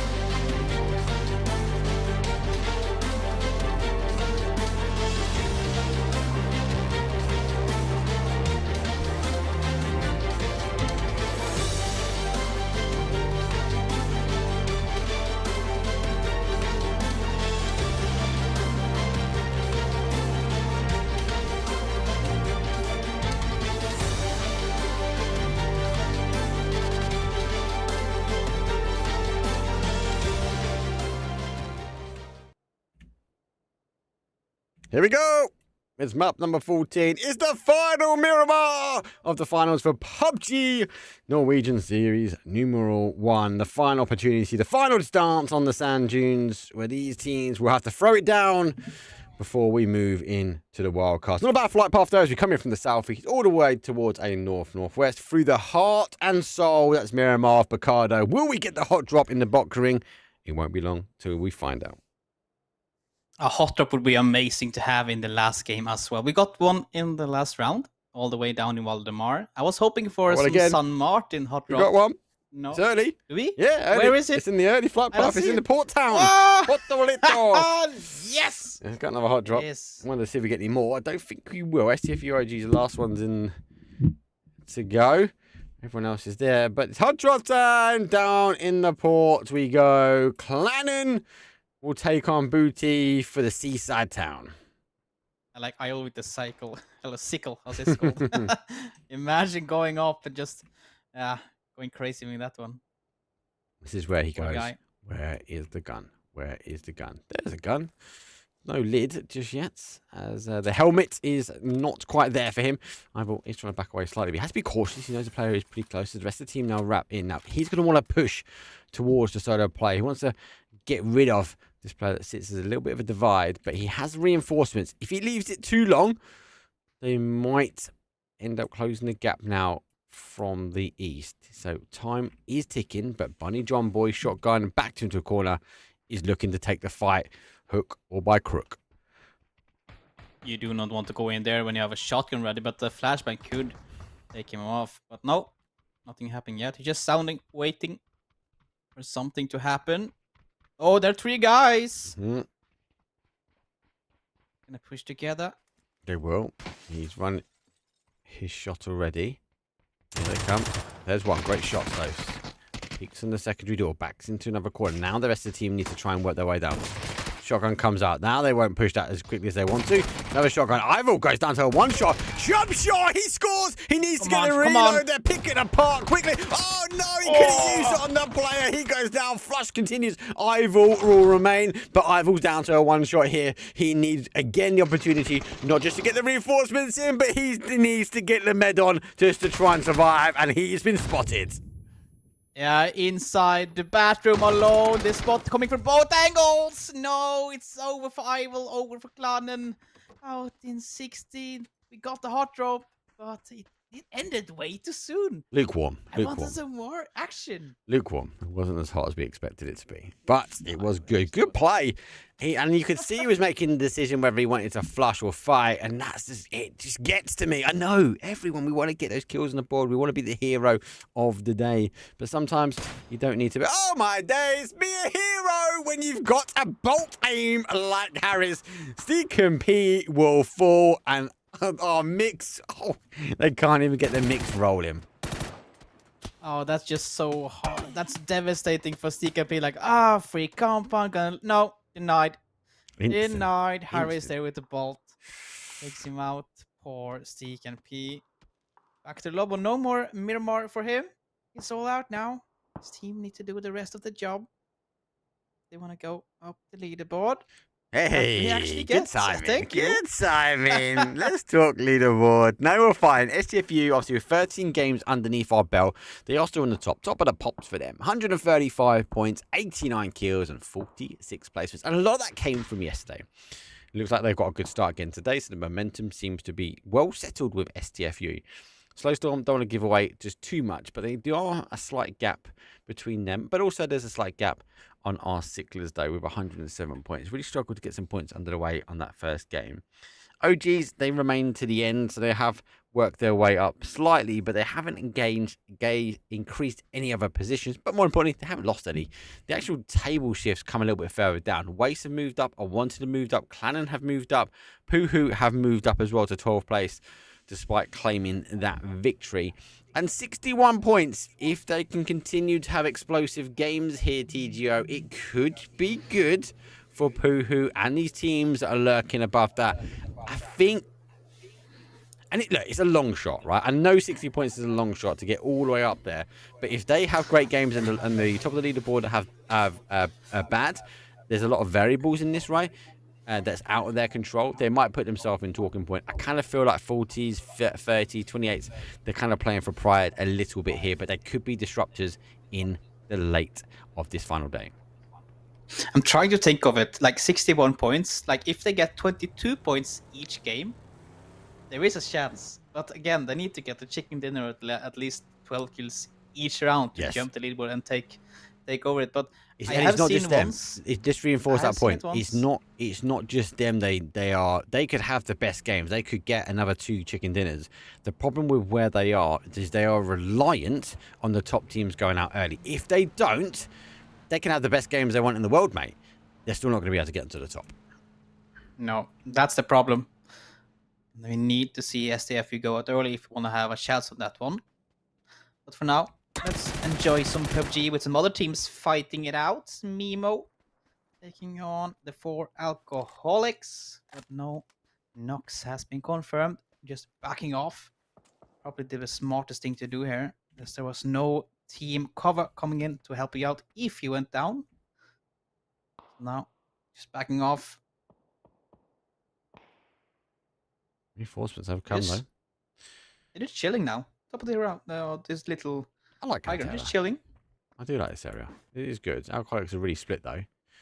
Connor's obviously playing up this. So he's playing with his back towards his teammate. So really smart play from him. This little micro plays. So coming up, making the aggressive stance. And 4 alcoholics looking to backfill compounds as well as Artie moves in after the clear eyesight from the rest of the boys. They will find themselves a compound. Now, it won't be long, but when Marty gets into the compound, we'll be able to look back now and provide cover back the other way. Now just some chilling between those teams. No shots coming in. There's actually a lot of chilling for everybody. There's some synchronized unmixed rotation coming in, and that's about it. Everybody just relaxing, trying to get some more loot, get ready for the circle that will pop really soon. Tommy Bob, though, he can get a kill here. Go for the tire. Nah, right play. Oh, right play. Nice. Went for the tire. Now go for the kill. I find it really hard. Goes for the second tire. Second tire. Completely immobilizes that car. That's a bully. That's really good play. I actually like that he's getting the smoke out. He's looking to try and get that pick up. Sometimes comes in late. He has to give up the car as well. Look, Tommy Bob, that is well played. He's not got a knock. Oh, look, I'll take that. But he's giving his team a chance potentially to clutch in and close down this stranded player, and he knows he's got 2 of them. I like this play as well, though. It doesn't matter if you can get a kill or not. You can at least interrupt their plans, their rotations, screw up the tires, destroy some helmets. Yeah, just be an really annoying player. And yeah, as I said, maybe get some teammates to come in. Deviant has turned over to help out as well. So this could potentially be a kill. Yeah, they are fighting multiple fronts though. You can see Harris is tagged RSLN as they come under watch. The 4 eyes. Tommy Bob obviously still has watchful eyes on unknown mix. There's 1 tire taken. That's what you needed to do. It's kind of allowed Deviant now to play forward. Does need to be careful. Tommy Bob surely should be calling out that it's a 2 versus 1 scenario, but I do worry he turns away a little bit there. So has he stopped providing help and guidance to his team? We'll have to wait and see. Deviant now just slowly making his way up, trying to get closer. Maybe Tommy can scout out the player where they are. Could potentially be a free kill if they just play this together. But Maskeen, though, on top of that hill, he pushed up there. They can be dangerous for Tommy Bob later on. Everyone else give or takes in. STFU OGs, they've got a little bit of a long rotate. I like that they've gone for the matching skins for their logo. Not like I changed their colour of their logo. But they knew it deep down. They screamed to me and said, we are Team Orange. OGs, long rotation around the north. I think they know they're coming in late. They couldn't find an E-rotate. So they want to ensure they get themselves here. And back towards the fight, though, as you said, Tommy Bob has had 1 rotate his way around, has got the knock as well. That skin goes down. Now they just need to pick apart the final 2 that sit in the heart of Lost Leons. I really like this play by Tommy Bob and Deviant. I really do like this one. Hara has joined in as well, so now Unknown Mix know they are kind of in the middle of two players, or maybe even 3. As Harry confirms the kill. Tommy Bob has been on this mountain for a long time, taking shots on Synchronized though, but he will get behind cover. Not going down yet though, but he will at least give out some information to his team where one of the players of Unknown Mix are. Maybe they can get something going on it. I don't know. It's been quiet for some time now, actually. No knocks for a long time except that machine knock. They can play off each other though, can't they? I'm surprised you can't see this. He's peeking. Scarrett knows where he is. He does. He's waiting for. That's a good angle. I knew he could see him. I knew I felt the 6th sense. Yeah, I think he's waiting for that perfect shot, isn't he? But sometimes the perfect shot doesn't come. You have to see where the zone. Just to the outside. Just tighten yourself down. I don't think we're going to get Lost Leon's ending. But it could has a few. You might play towards that Cantera. You might see it play towards that dip, though. Slowstorm are going to be holding the outside. We do have a slight crash, though. Let's go to the other side, though, because I'll say a slight crash. We've got STFU and Sicklers fighting over 1 compound. STFU have the opportunity to now go. We have to wait and see.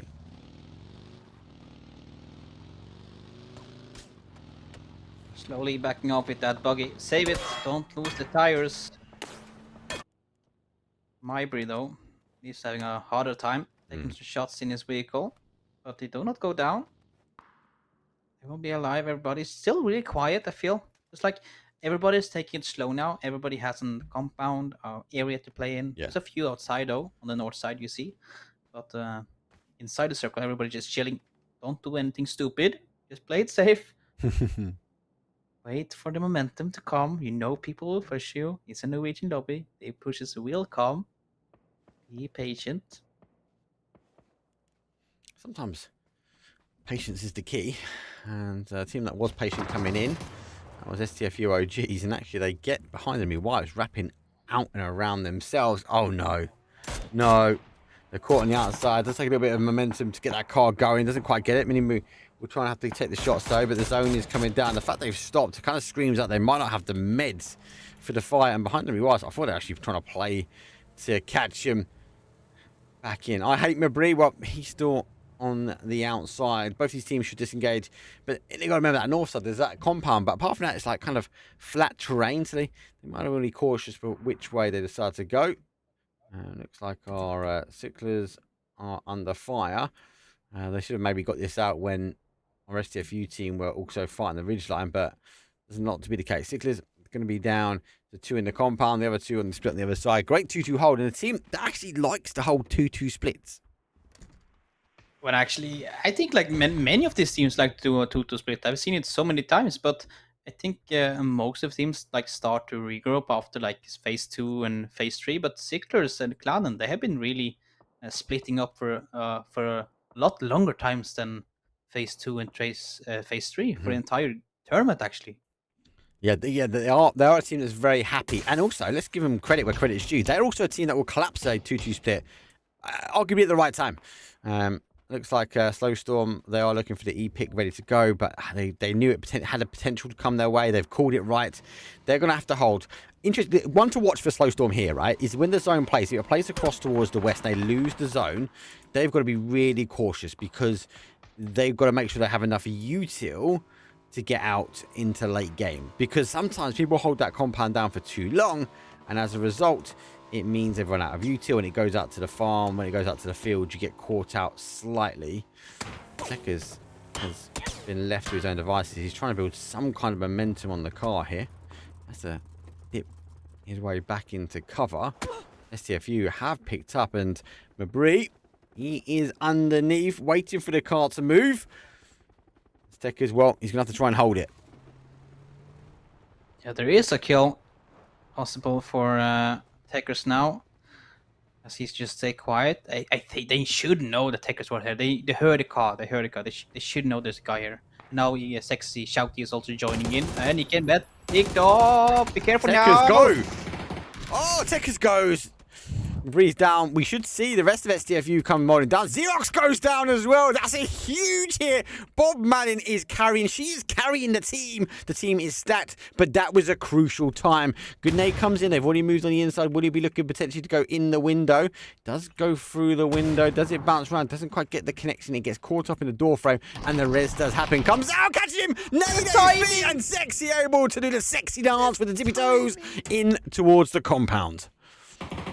Wooly with the timing, the nade The in kill hand, feed. and then they push out. Oh no! The kill feed. No. The kill feed. Everybody is going to be counting 1, 2, 3. As STFU are down to their final player now. Scrap that! One shot as High PP and the dinosaur nearly gets made extinct. So close, but still, so far he's still alive though, and you know, if they're gonna push this guy, everybody will know they are out. Oh, great what's backfill. going on over there? They're losing a guy. Great Sixers are losing backfill. a guy. Hyper, please don't die yet. I want to see you live for some few more minutes at least. Look at this west. There's almost no west left either. No. It's They're gonna camp him. It's a great backfill here from Sammy, but they've obviously gone for a 2-2 split on the backfield. They've lost one. Like Otto needs to give up his hold. Can he make it out as well? He's going to take a lot of shots. As he'll have to use the train to his advantage now.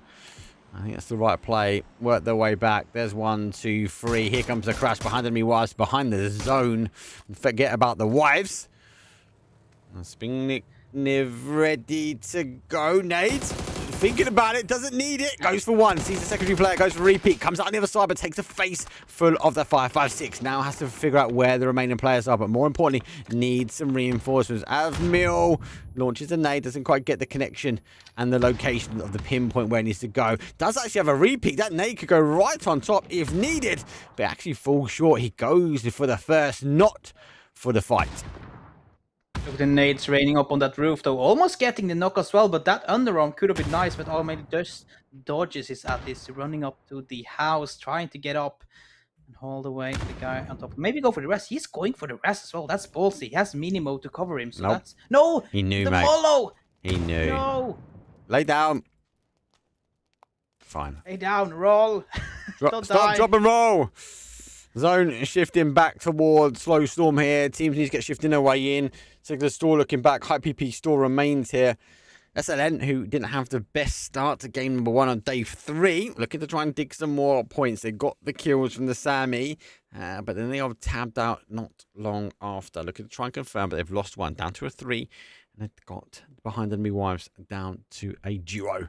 Let's see what they can do. Let's see if they can confirm these final two out. But they are looking like they're getting backstabbed now, and that's not what you need.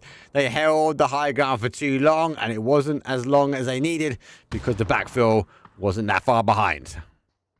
Yeah, Sickler saw the possibility to push in and use the momentum of the teams 14th. fighting each other. Hyper is out. Hyper is out. They get taken out by Bob Marlin. She's getting another one on the board. They're out in 14th. Let's continue with SLN. We just left Puhu. Taking some shots from both the Mackie Swag. The rest coming in. They're not out yet. But the push is coming. Push is coming on the left side. They are going to push through. Helmet has gone. They did get the res back in. So they are looking to get falling back down to a duo. They've lost one. And they can hear the footsteps. The sand has been there. The shots will come through. The bars get caught. Does get a knock eventually. I think they'll be expecting this one. They think they're going to know there's one here. Has got a molly. Launched a molly. You can hear him. They're so close, Juka. And they're launching smokes across. Throw the mollies in, but he doesn't. Now he's going to think about it. Now comes the molly comes through. Gets the catch on the window. That's going to be okay. There goes the blue zone. You got blue zone aid. Why do you not launch that in at the same time as well? Goes on the outside. It's going to give the opportunities now for the YOLO guys or Booty just to back away slightly. But he's not going to have the time. Nope, he gets caught. Boo go down. Such a great game for them. They are game number 1. But for game number 2, 10th place, and they will fall. Puhu out and back to the lobby for the last Miramar of the entire tournament. They cannot make it chicken dinner in game number 2. Slowstorm, they have been enjoying this time, not by the kill feed, seeing Seekers getting points, but STF, you went out, and they've been sitting in the circle the entire game. Just enjoying people dying left and right. But again, though, as Seekers are getting a lot of kills, that could be dangerous later on. Now Unwanted doing a rotation, trying to get inside circle and finding a spot for themselves. But it's not the best for now. No, it's definitely not the best. Sammy, no, they're going to get pushed on this way. Sicklers, no, there'll be teams in front of them. So what quest to go for one? He nearly swings for the second. Tekers is going to be there as well. Unable to get the flush. Down to 3. 7 kills. Sicklers doing well. Looking to fight back in the finals. I like the grit that they've got to try and hold it down. Otto down to 1 shot. Tekers unable to get their final couple of shots to convert that one, as Otto will reinforce himself back to the duo of him and Level. Tekers continue to apply the pressure as they do get the res on. They don't have much time, but they have enough to get back to a 3. Well, man, does get the res back on. The plane comes over at the right time and hides the footsteps of Tekers, and he gets a quick kill confirmed. Sammy down to a 1v1 here and gives Store plenty of time in order Sicklers to get back up to a 3. I really love this play by Tekers. He's pushing over as his teammate got knocked, using the momentum to keeping them back as they get the rest going for his teammate, and almost taking out Sammy Gamers. Get some help there as well from Waze and OGs to get them out. Sicklers still in the game, still 3 players alive. They are going to continue to climb back towards the top as Slowstorm has not gotten any kill yet. Nice. That makes me go as far as I want it to. I love that Intense is sneaking his way out of the compound. Jam knows that someone's in nade range, so trying to play peekaboo, but just waiting for the smokes maybe to bloom slightly. Party Beater will beetle his way in the sand to get a res. Intense going to go for a jump shot again. I think that's going to be a bit too short. He needs to... Oh, no. Half a step forward, Intense, and that would have been on the money. But Waste, I'm going to be using the trainer down to a duo. Lots of numbers down here. Lots of teams bleeding, unable to keep the numbers remain. But it's going to be really focused on the north. It's kind of divide of the crater. NLS one side, Sicklers on the other side, SDF UOGs in the... And also our Project Unwanted all in front of one side. One area of the map. When they fall, it's going to go pretty quick when the numbers start to tick our way.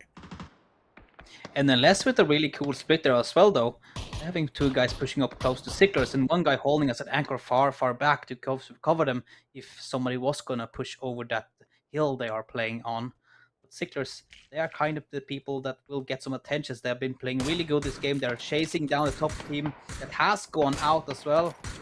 Slowstorm is not showing themselves my on the kill. days. Bob Marlin, she's been doing so good You with know, this vault this game. as an observer, if you click on Bob Manning, you're getting clippable content every time. I feel like every time we click on this team, we're getting something from them. The question now, this game could be huge. This, for me, they're a team that knows STFU are down, right? They were the driving force for that. So they've taken down the leaders. Now they're pushing their way forward. They know Slowstorm hasn't had any losses yet, so they know there's an element of actually reading the kill feed. There is someone ahead of us. But at the moment, they're driving forward. They're getting kills. They're getting points. They're in the placement point here. Could be a double game. I hate Mabry. Gets one back. Bomb is down. Here comes the push forward. It has been flashed. Can't quite see it though. Gets caught. Oh! The OG's a little bit higher up. Now they're going to go down to a duo. Make that a solo. Bob Manning unresable now. What can Tekkas do in the end? He gets shot. He's down to a 2-shot now as he would try and find some cover. He's not quite in there. This is the danger now for Tekkas. He's got smokes. He could potentially look to get to the other side, but he might not know that NLS are waiting for him. They are waiting and they're ready to kill anybody crossing that open area. But Tekkas is alive though. He can do a snake game, play it really slow, hope for anybody else to fight and die and get that extra placement point. But you need to do it now because Waze are sending it. Tekkas, just sit back, Tekkas. Sit back. Don't do anything. Waze can potentially get the kill on a team or die themselves. Oh, it's Jam's thinking about it, but he knows. Oh, they've shot beforehand. Here, I think Jam would have had the better shots. Party Beetle does get one. Just line him up. Now it's a shot above. He has to duck down. He hasn't got a lid, don't forget. It needs to be down to Party Beetle. He's in pretty rags as well. I don't know why he's not gone the reload. He's going back the other way. He's checking back, making sure there is no wrap up at the top. Because they did go for a wide rotation round in the northeast corner. Tekka's on the adjacent side, though. He's reading the kill feed and knows that actually the players that are holding him out are now subject. And there we go. I was going to say, it's not going to be long before Slowstorm move. They've been holding the compound for some time, and especially with our Sicklers in the kill feed by quite a bit. They need to get points on the board. We're in a top 5 scenario, and Slowstorm have only put one underneath their belt. But finally, they have moved out. That's the correct choice to do. Push out. As you see, all the teams are fighting in the kill feed. Unwanted, also 4 guys alive. But Slowstorm, they need to get something going soon. They've only got 1 kill, as you mentioned. OGs are down to only 2 players alive. 1 has been knocked. The rest is coming in as well. But will they hear them above them? Yes, I think they will. But Intense is getting really close now. And closer and closer. Just need to That's like Tekkas is going to shoot him. Shots from Tekkas. Yeah, Tekkas is going to keep him alive. Stops him. Tekkas is going to keep him alive naturally. They need to start to rain forward. Wanted pushing their way towards NLS. So kind of a little bit of isolated fights here. Tekkas needs to find his way in zone. I think he's going to get caught, especially on that adjacent side. Looks like the push now comes in from Slowstorm. Tekkas now looking to try and find his way into zone. There's 1, there's 2. As they continue to move around, Intense using the heal. The more he goes around, the less we're going to see from Tekkas, though. There's a confirm. Now they find I Hate Mabry. It's now he trying to figure out exactly where the comms were. Gets this little pack. The pink pack comes out of the sand. But I Hate Mabry. He doesn't want to go down quite clean. Can they convert to number 5? He's been flashed. Here comes the push. A great push, though, from Grandis. It's going to fall thick and fast. Tekkas is back up here. He's looking to try and get another point. That's number 10 here from Sicklers. And they are still making sure they are in the talk when it comes down to the final leaderboard. How is he still alive? And then also getting a kill and flush in the ender. He's pushing for it. He's not afraid. He knows some stuff is going on. But he's not going to use the push to get a kill. He's going to get himself inside the circle. Play it cool and waiting for Unwanted and NLS to fight it out. That scar is sliding! Be careful! What? A nade as well! What's going on? They're in a bowl. This is the problem. They know they're here. Any underarm, any nade comes through the card didn't really help. It's going to be an explosive ending, though. We are seeing those Slowstorm getting involved. They've got the nades coming into the bunker. Oh, my God. Unwanted defending. There's 1-2. Final player now. Tommy Bob yet again. He's going to fall. But the numbers have bled. NLS down to 1. It's back to the other side. A solo for Sicklers. NLS maybe had the opportunity to get back to a duo. Make that, scrap that. It's a solo. Slowstorm looking to try and get the win. They need to convert the points where they can because it's not coming for the kills. It's going to be a great flash and it will fall. Another point down. It's a 2 versus 1. Will the disruptor from Stars, will he be able to bag it? 6 kills. It's not going to be the case. It's going to be Slowstorm, but Sicklers would have won. They took out the ones of STFU, and they rightfully so are up here at the top. 11 kills for them, but it's not the chicken dinner that you would have expected. Oh, I did not see that one coming. Wow. Same. Slowstorm was sitting in that company for so long, but and then finally they pushed out. Yeah. They needed to do it when Sicklers are going so crazy in the kill feed, and then Techers. How did he survive for that long? And he got another flush and another steal, and in the end there as well. Just before he died, he got a third one as well. Yeah. That was crazy. That was absolutely crazy, man. Is insane. I loved it. Insane. You got STFU go out, what's it, 14th place, no kills, no points. And I said to you yesterday, and when we were coming in the pre-show, we talked about this. If a team reads that one of these top 3, top 4 teams go down, you've got to activate. You've got to go, right, do you know what? This is our game to close the gap. This is our game now to potentially take over. I felt like Sicklers had that rocket in him, had that drive. And Bob Manning driving that force forward, she's really providing insane. 11 kills, third place. They're backed more than Slowstorm. With only 6. It's difficult though for Slowstorm. I don't take anything away from them because they were in the compound, right? And the compound is good, and the zone does come play back, and you sometimes worry that you burn all the smokes and you don't have enough util. I think Slowstorm, though, give them the dues. They activated, they came out the compound at the right time. They played around that northeast corner and they sweeped and cleared. Tech is obviously keeping OGs or STFU OGs alive for quite a bit as well. So there's a lot to take away from that game. Lots of micros, lots of macro plays as well. Let's take a break though. When we come back, it's going to be going down to the wildcards map. We know they have been a Wild West, but for the Wild West now, it's done and dusted. Miramar is out.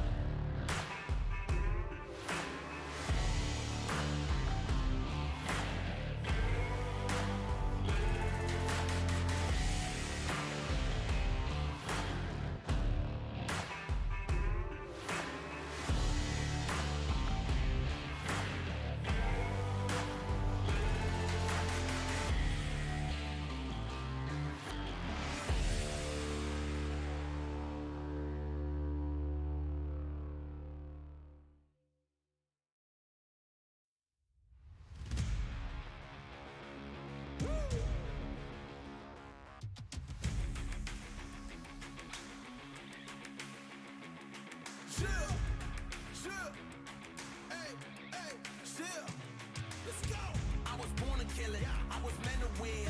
I am down and willing, so I will find a way. It took a minute, now it didn't happen right away. When it get hot in the kitchen, you decide to stay. That's how it winners made. Stick a fork in the hater on my dinner plate.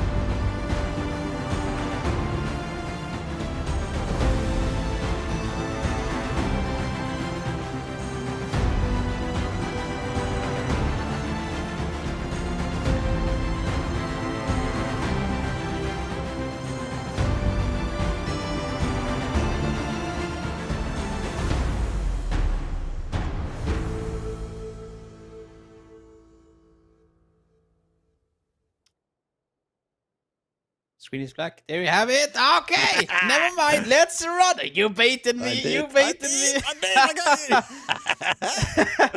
Or as Mark Power say, let's rondo. As we are going into the first wild card map of the night and the last on rondo. This is going to be exciting, and we have a good plane. It's going from the middle all the way up to the northeast corner. And we got the teams already dropping out of the sky and going all the way directions they want to go. I think actually I see a hot dog coming in here, mate. I think see somebody in the middle. There's a possible hot drop coming. I don't know. I think Pooh are deviating a little bit, maybe. I don't know. Okay. It'd be disappointed if we don't get a hot drop on this one, because the wildcard maps have been wild for the first couple of days. I think I need to disappoint you. It looks like they're going off. Ah, what a bummer. Wait, on north side though. Wait. Blue and green color? No? Okay. I'm just so hyped. You know, I want to get the hot drops going. You're toxic. You're an agent. You're an agent of chaos, mate. Yes, I am. Guilty as charged. Well, we're back though. Rondo. Circle coming in. Ooh. Not bad. That circle I have not had in a long time when I cast it. I don't know about you, man. I've had a few, not quite that north side, like kind of where the OGs are, like just sort of on the edge of like the green and the sand. We had a lot of action in Muhupam, but I've never had a end in there. The water algorithm's slightly different on this one. I don't know if you know, because some of the water is quite shallow across there. So teams are able kind of to walk, which means you can use your gun, which means you can fight. So, and obviously there's little bits, like, especially where the plane path is and those bridges are, we are going to play the algorithm away. But this game map is very different. And I've only got some insight, like some of the pros out there, like Martin, Avenger. He's got great insights into this map and how it works, and like the water's not as impactful as you'll see with a Miramar or especially in Erangel, so you expect the water to remain for a little bit longer, and that's mainly because of people can walk across it, and also the high ground. In the high ground, there's not that much physical unplayable. Look at Miramar. There's the high ground, but it has really steep edges, unplayable terrain. It pushes away from the zone. Not here. It's all free game. That's why we have so many open field endings, open style play, because it could go realistically anywhere. Before I hand to you though, do I think this map needs some updating? I love the map. Let me start with that one. I do think there are areas in which it needs a little bit more population, rocks, trees, maybe throwing those bamboo trees, etc., just to break it up a little bit more, because there are a lot more open bits to Rondo than there are not. Yeah, like I don't know if you have the time to show me one of those places, but I can't put my mind on it now. Like Walking across, or walking across. There's load of here. Like you can these ones are drivable. Like you can drive across these bits here, really well. Yeah. So that actually, like, for the zone to not end here, is eventually when we get to the late zone. But especially in that middle 3 and 4, it's not going to be the case. There's points across here that obviously, again, is full car. So again, the algorithm's not going to fully understand that actually this is not playable. And then you just take like some of these these areas here. All of these here are completely walkable. There is no swimming animation. So that despite you can see water on the map, you kind of take it as open terrain. And then you just look anywhere. God, if I pick random, look at this. First click, open terrain. I think there's some here as well. Open terrain, give or take. Like, there is a lot. That's open. Like, for me, I just trees, feel like it needs a little touch up. But I think we'll get that. The guys update, they remaster the maps. I think we are going to get that over a period of time. But over the period of time now, let's have a look at that leaderboard. STFU get knocked down as Slowstorm will take, and hopefully maybe the race to the finish line is in the hands of the Slowstorm team. The rabbit might have ended, and it looks like it's going to be a battle all the way to the end. 137 points, though, to 135. Sickler's not giving up. Good game for them, as I mentioned. They still hold on, but no changes from 3rd all the way down towards 8th. But we are seeing NLS. Good ending for them. Gives them a good bump up. They now sit in 9th place with 73 points. 73 points. That's a far way to go up to get first place. It is. That's a far way. I don't think it's gonna happen. Just don't to put them down. I just don't think it's gonna happen. It's too far. But I love top 3 though. Full send! 10 points to side. Oh, Wait. Be careful. Oh, no. Unfortunate. Unlucky. That was a delivery from the sky. Literally was, yeah. Send, sealed, and delivered. Just not picked up when it came down. Now, Slowstorm are going to be here. Good shots will come through. They'll be happy with that one. As Slicken will wiggle, jiggle. Matt's out to the next wildcard map. No more rondo for him. He's going to be able to get his car and get moving. that was the OGs as well. They're in 4th place. They need everybody alive to start pushing the top 3 teams as well. Now they have to be playing as 3 guys in the wildcard map.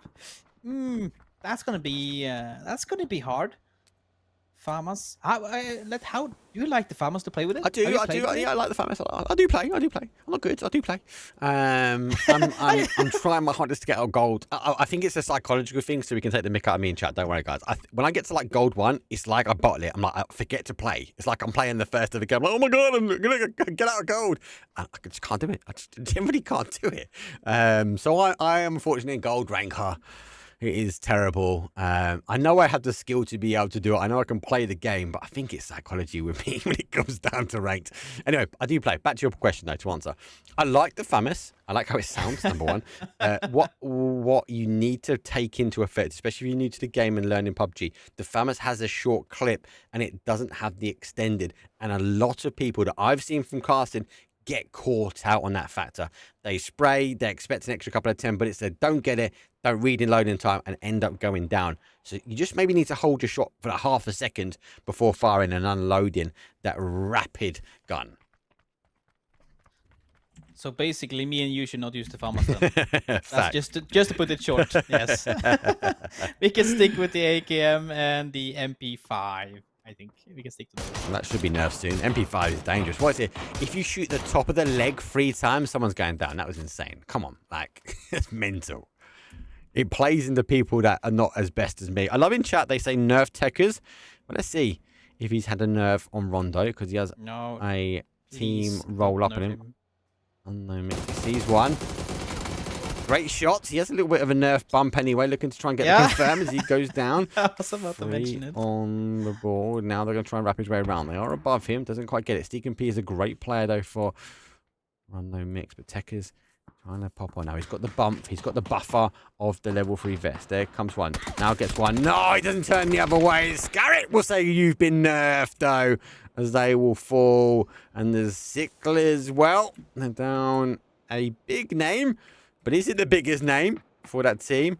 I think you might think Bob Madden is, but it looks like on Rondo, it's sexy. Shouty will put the QBU to use. Sicklers, though, they could actually just take out Unknown Mixer. They lose takers, yes, but they got a lot of knocks. That means A nade is possible, and it's coming out.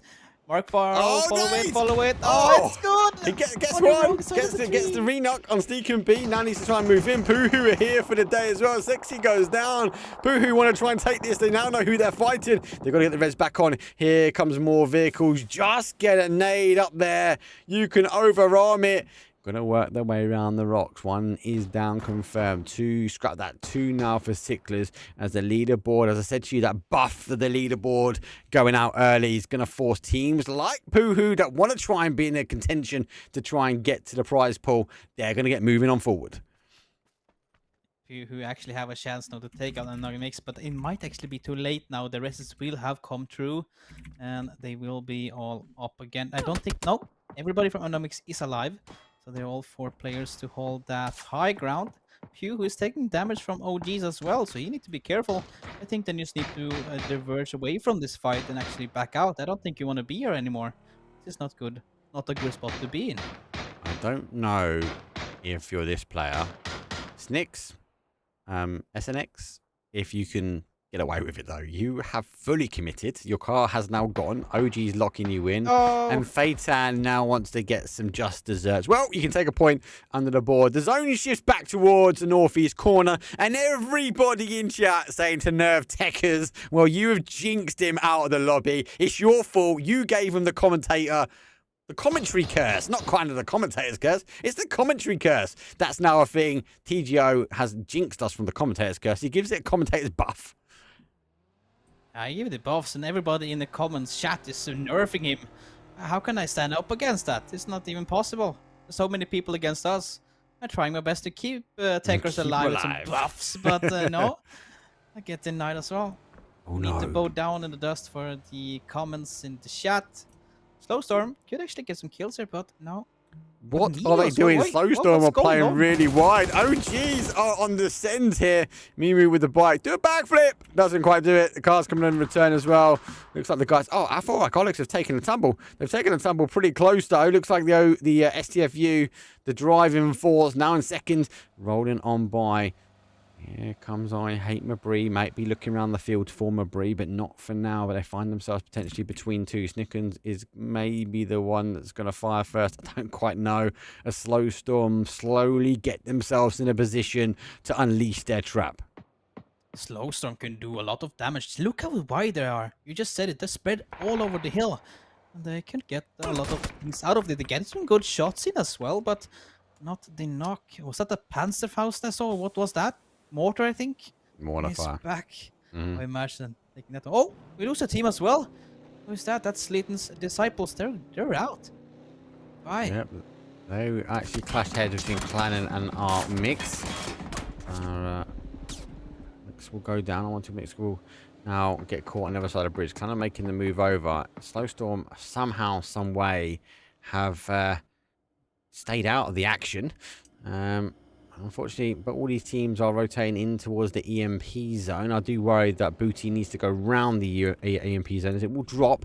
That's going to allow our Sami team, who have kept him very firmly in their eyesight, they will be able to take the shorter path in and might be able to catch Yeah, they know there is Booty somebody over there. coming back across. Yeah, they had their eyes on him the whole time. They've been following him the whole time. But the EMP zone forced YOLO around it, so they had to go left. I actually think these guys have got the shorter path. Will they cross paths again? I think we're just going to have to keep an eye on this one. I actually think Booty might continue to go pretty wide as we go into the desert of Rondo. I think it's also the smartest choice here. Go around, don't go for some weird pushes in the center. We get a clowning with a drive-by. Party people do not James connect. He gone. loses 1 HP but no ammunition. Taking shots in the back as well. But he gets it. He gets down. Diamond is down on the ground. Party will get the knock. But can he get the flush going? The jab is coming in. Mayday! To support from the Mayday! sky. I love it. With the chicken helmet as well. It's just Seat great. swap. There we go. Chicken yeah, death he from hits. above. He's not even got a gun. I love that spectator's blip. It's full sending it, shooting eggs. And some would say it was an excellent rotation path in. Maybe not this time. Clannon do pick up one. They're going to rotate their way around. Jam has crash landed. He gets boots on the ground. He's got to try and take the fight. DBZ underway. Cannon pushing his way forward. Waste on the other side. I don't know if they fully have appreciated. Party Beetle's down. I don't think they know Jam's here. Did they not pick up the glider? Cannon move back. Oh no, another one goes down. It's only down to Jam. The glider from above. He's going to try and get one. He gets one. He's going to get another point if he can. But no, it looks like behind enemy woes. Take shots from behind enemy lines. And put Jam down to one shot. Oh lord, 1 HP. Behind enemy woes, destroying his pushover. He can't get the confirm because of them.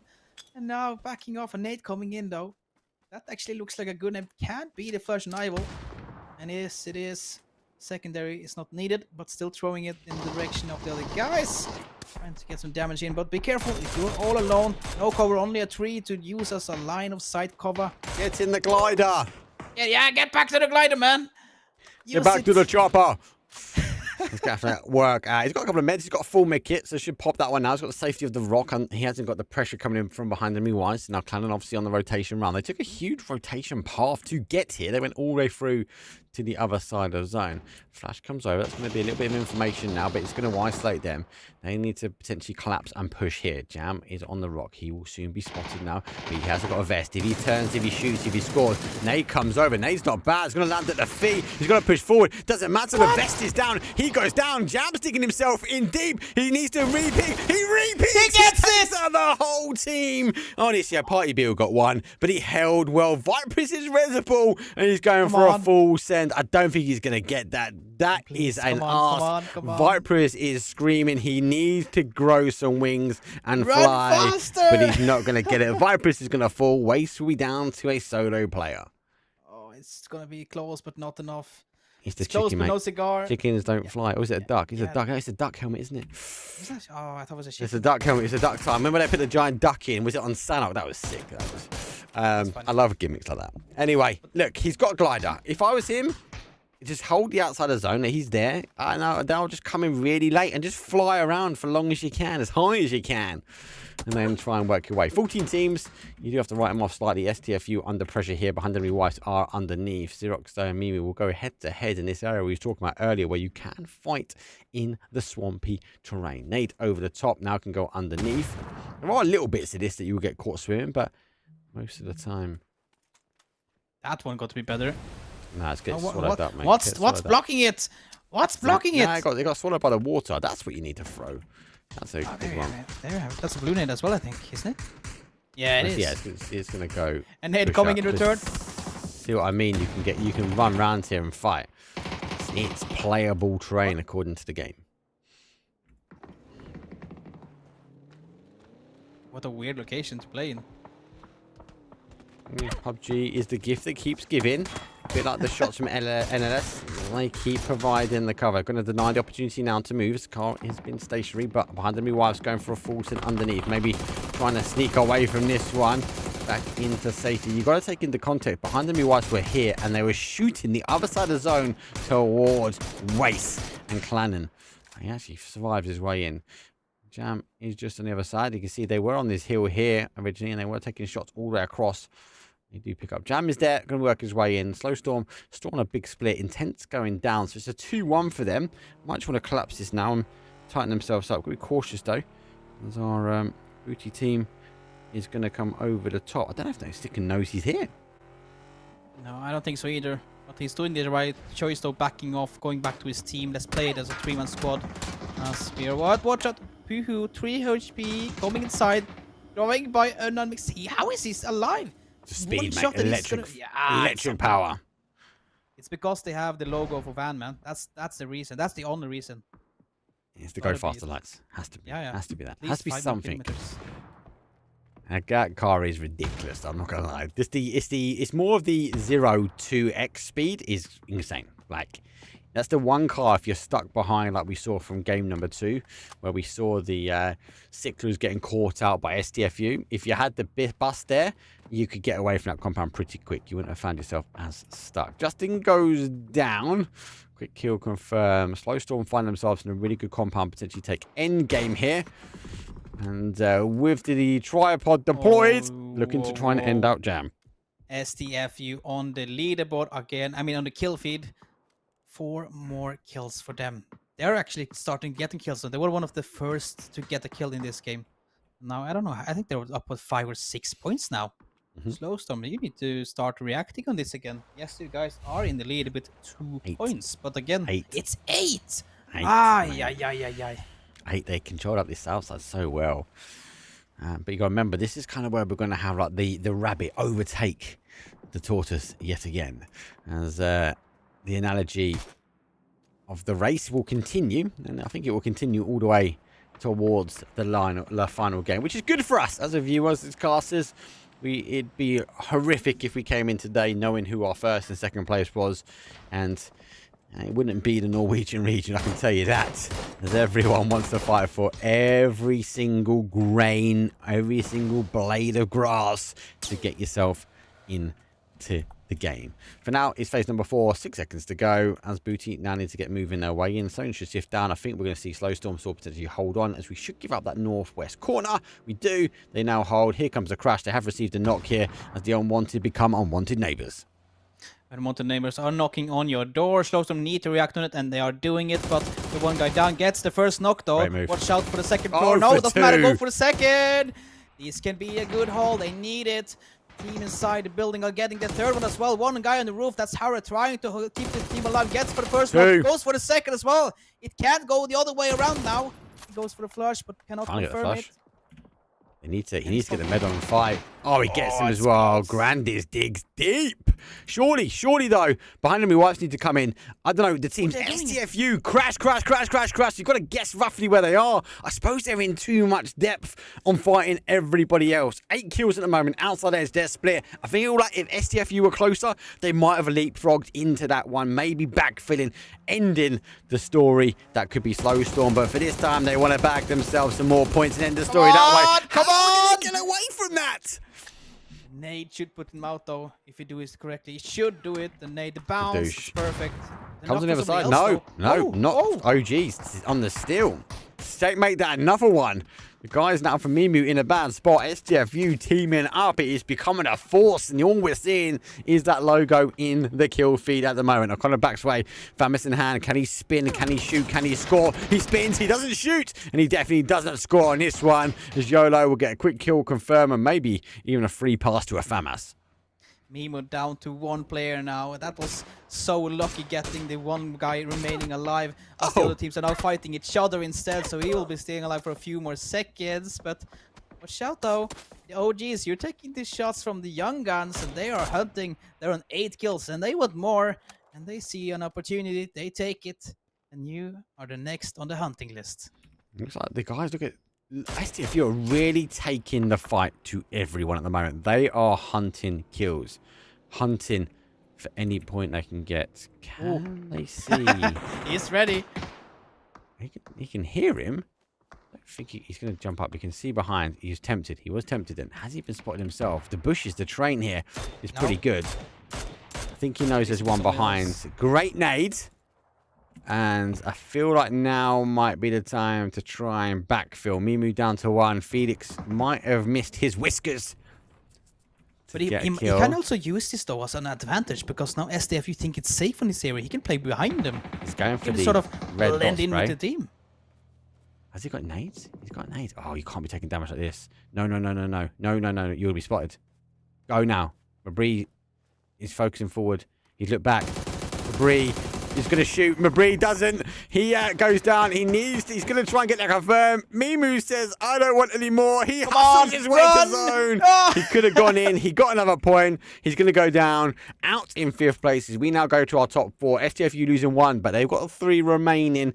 It's between them and Slowstorm. 8 kills. Slowstorm have got themselves 2. They hold him for 2. STFU down to 11, or down to 11 on 11 kills like they were on the last, but they're down a player. They've only got 3 versus 2 versus 2 versus 1. It is store all to play for. I feel like this is going to be like every single game now. I got a good feeling about Slowstorm and STFU. They're going to be basically in every ending, I feel like. But this guy, Jam, though, he's alive. I like this. Legend. He's been snaking around on the east side all alone in blue zone for a long time. Getting inside, just barely. Just staying hidden for a long time. Still alive. Top 4. Possibly a top 3 if some of the other teams are fighting each other. But for now, you need to figure out what he's going to do, though. Because he's not inside the circle. And it's closing in 2 minutes. It is.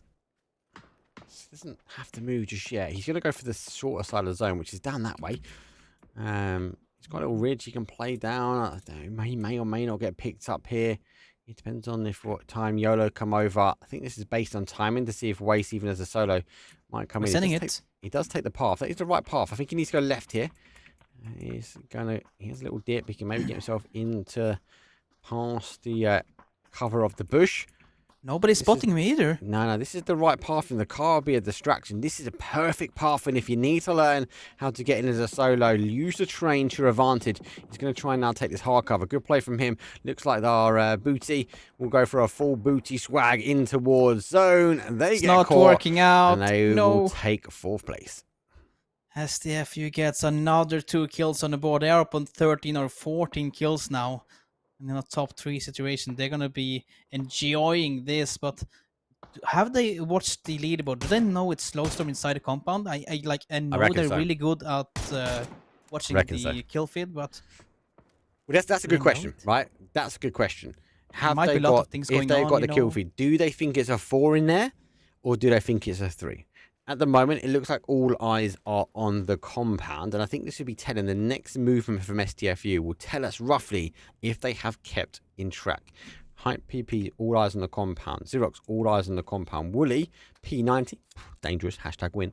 he's just drinking. He's That's just all he having does. he's having a little cheeky sip before he moves in. Maybe a telling sign that they might be looking for a crash or an opportunity to find themselves in. It's phase number 6. This is a quick game. This is a quick win. Yeah, indeed. I didn't expect it to be this quick. Well, we might be too early, though. It might end out with both of them not pushing. They can be a lot further. Oh, And the my circle. days. Ooh, Slowstorm need to go out. PUBG Jam. wants STFU. Jam need to go out as well. He need to move. Our little snake there on the Look at the northeast damage. side. Look at the damage. 6 kills Yeah, for a 1-1-1. Oh my days. He's leading in everything. He is leading the charge. I think Slowstorm now needs to get a knock. They're going to use the high ground to their advantage. The trees do block off part of the... They are now using the opportunity just to play peekaboo over the top, just to find someone and somewhere else to go. He will arguably be pinning up. Let's see if we can have a look at the pins. Looks like they are marking what's clear. So we do see that where Sticker was just playing peekaboo over the top there. He was marking, as that is clear. Now they're going to have the vehicles. On the other side, though, let's have a quick look, though, at the pins. Looks like they're also making the play and the pings forward. They've seen the car. They've made the ping. They know exactly where he is. And now the off Get a angle. headshot. But then, no, they're not. We're waiting them. They've seen one move forward. Now the shots come through. Now he gets the opportunity. It's one from Xerox. The other one goes down. The final player now is going to be our Waste. But this is a huge kill game. A huge kill game for our STFU team. Yeah, it is. They will definitely jump and leaderboard and be Look at on this. top. But it's this guy, though. Jam. Don't least give the up top two. anything. Don't give up anything. Molly, throw it all away. Deny, deny, deny. This is the right play. We're in the grand finals. He says a goodbye. It's a winner-winner chicken dinner. It's a wild card, but not a world ending here. STFU, it's a 24-point game. Insane. Slowstorm answered the call last time. They charged ahead. They pushed STFU. STFU said, we'll do you one over. They come back even harder than Slowstorm done. This is going to be a fight. There are only 3 maps remaining. We are going to take a quick break. When we come back, we are going to Tego. It's the final time for Tego. We'll talk about the leaderboard. We'll debrief on this game. It will be a battle to the end.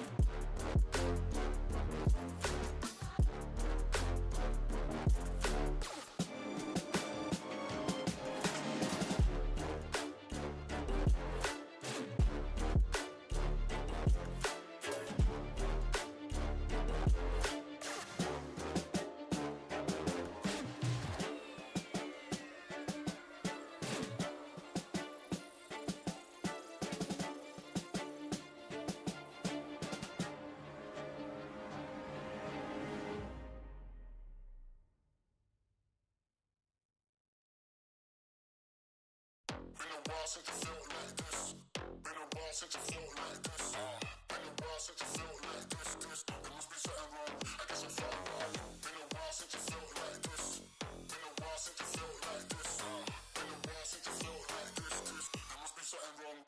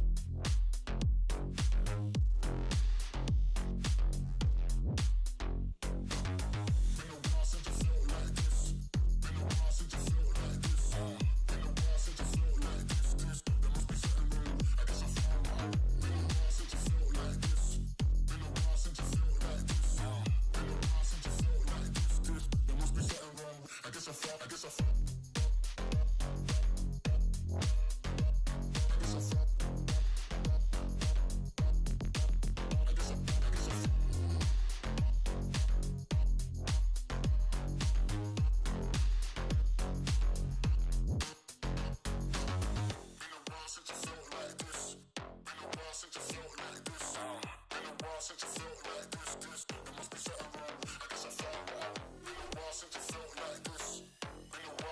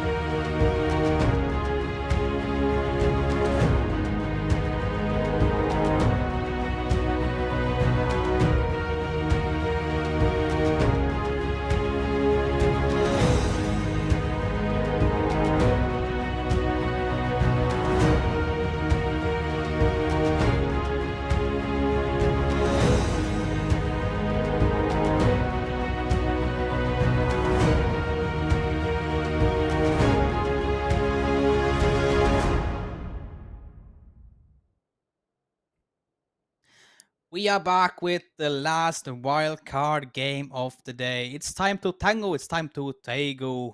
We are having a plane coming in. The last of the wildcard planes have left the airport, going in from shipyard all the way up in the northeast corner and going all the way down to Husan prison, where I have just left after 3 years in sanctuary.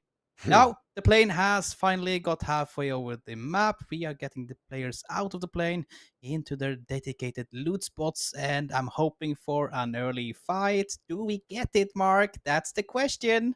I don't know, you know. I feel like yesterday was more explosive.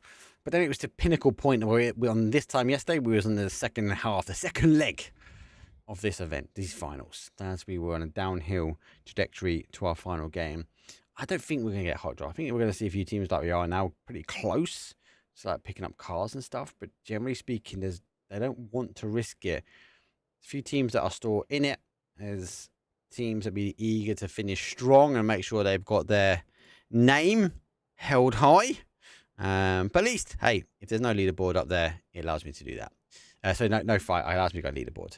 Zone does go back towards the island. That's horrible. Northeast corner. Anyway, for now, STFU answered the call of Slowstorm. They said the Rabbit needs to lead, and now they lead with 159 points to 159 points are in it for the guys for Slowstorm because they have the ability for better placements. 61 placements over for Slowstorm compared to 56 on STFU. So if they bag 9 points this one and our STFU team go out early, it does mean they will be back on top.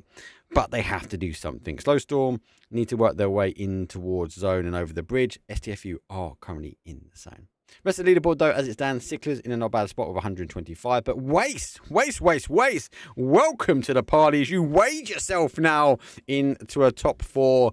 TGO, is it too little, too late for the Waste team? The ones we expected to be up here, they are making a last-ditch attempt to try and find themselves in that 150 to 160 point mark.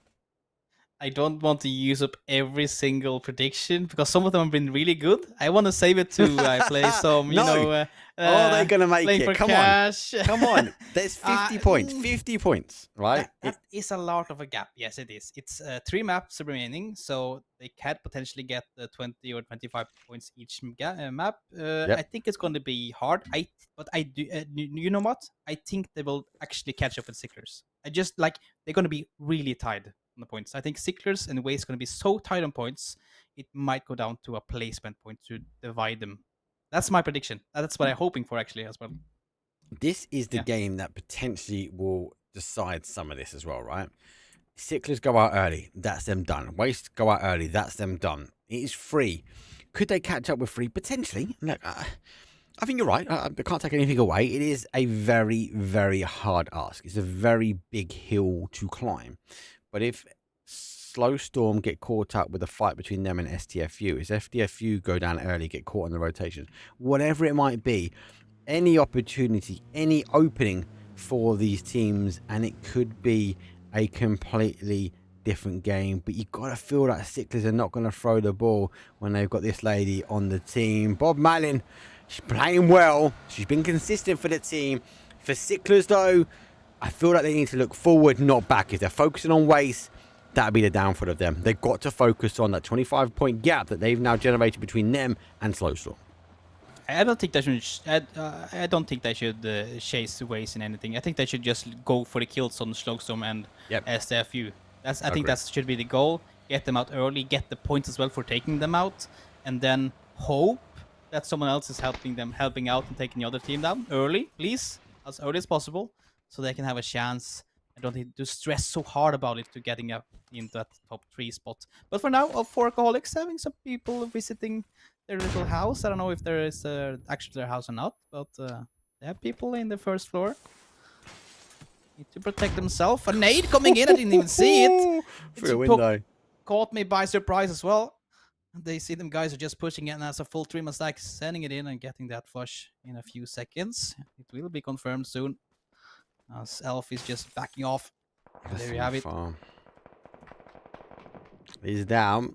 Sicklers find themselves central zone now. They take the compound just on the outside of Godok. That's good. That's a good play. We didn't see it leave. We spoke about this yesterday, didn't we?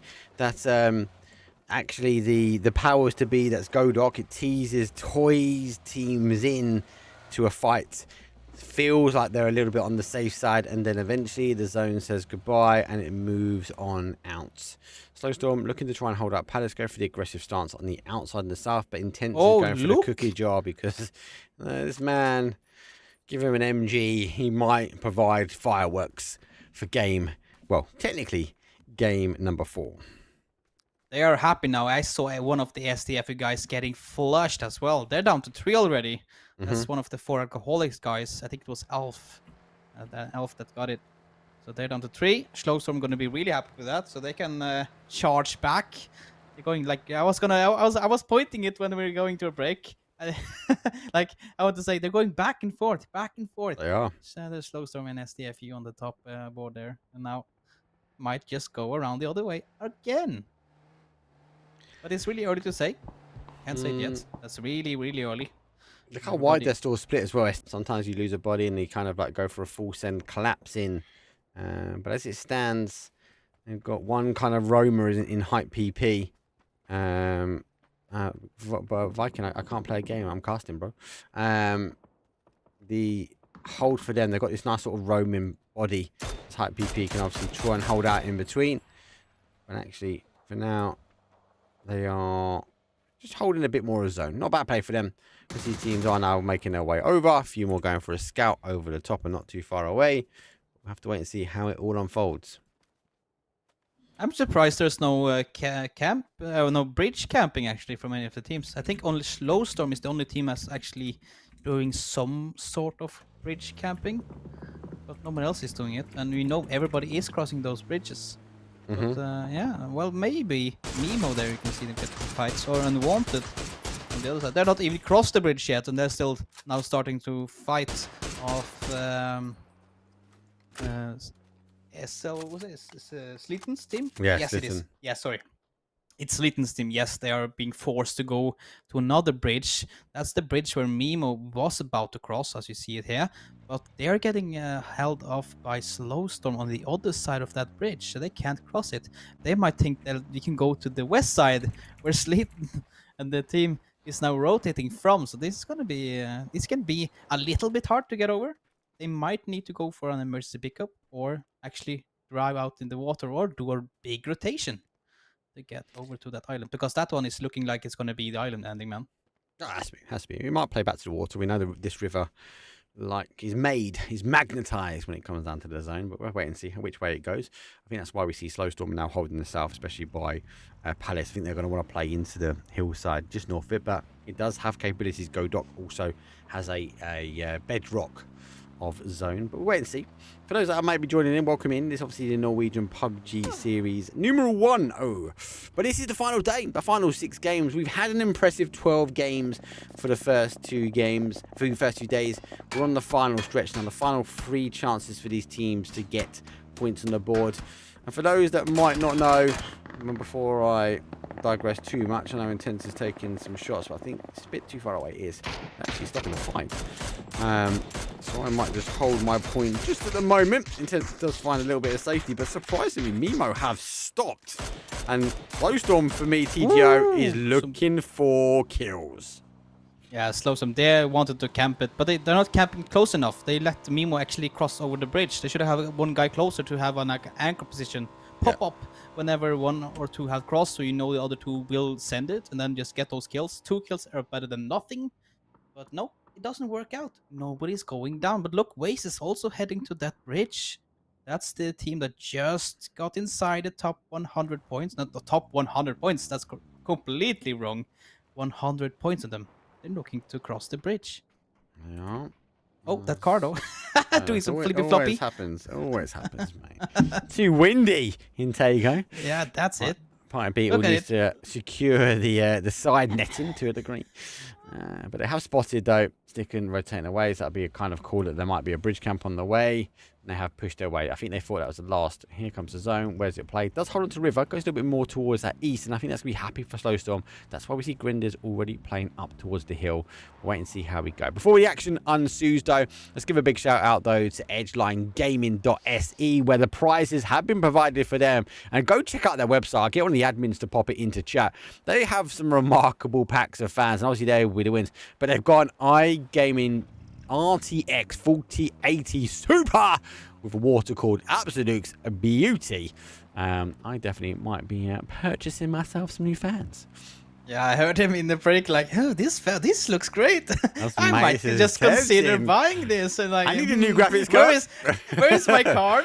I was like, yeah, it might be some shopping spree coming on you after this tournament.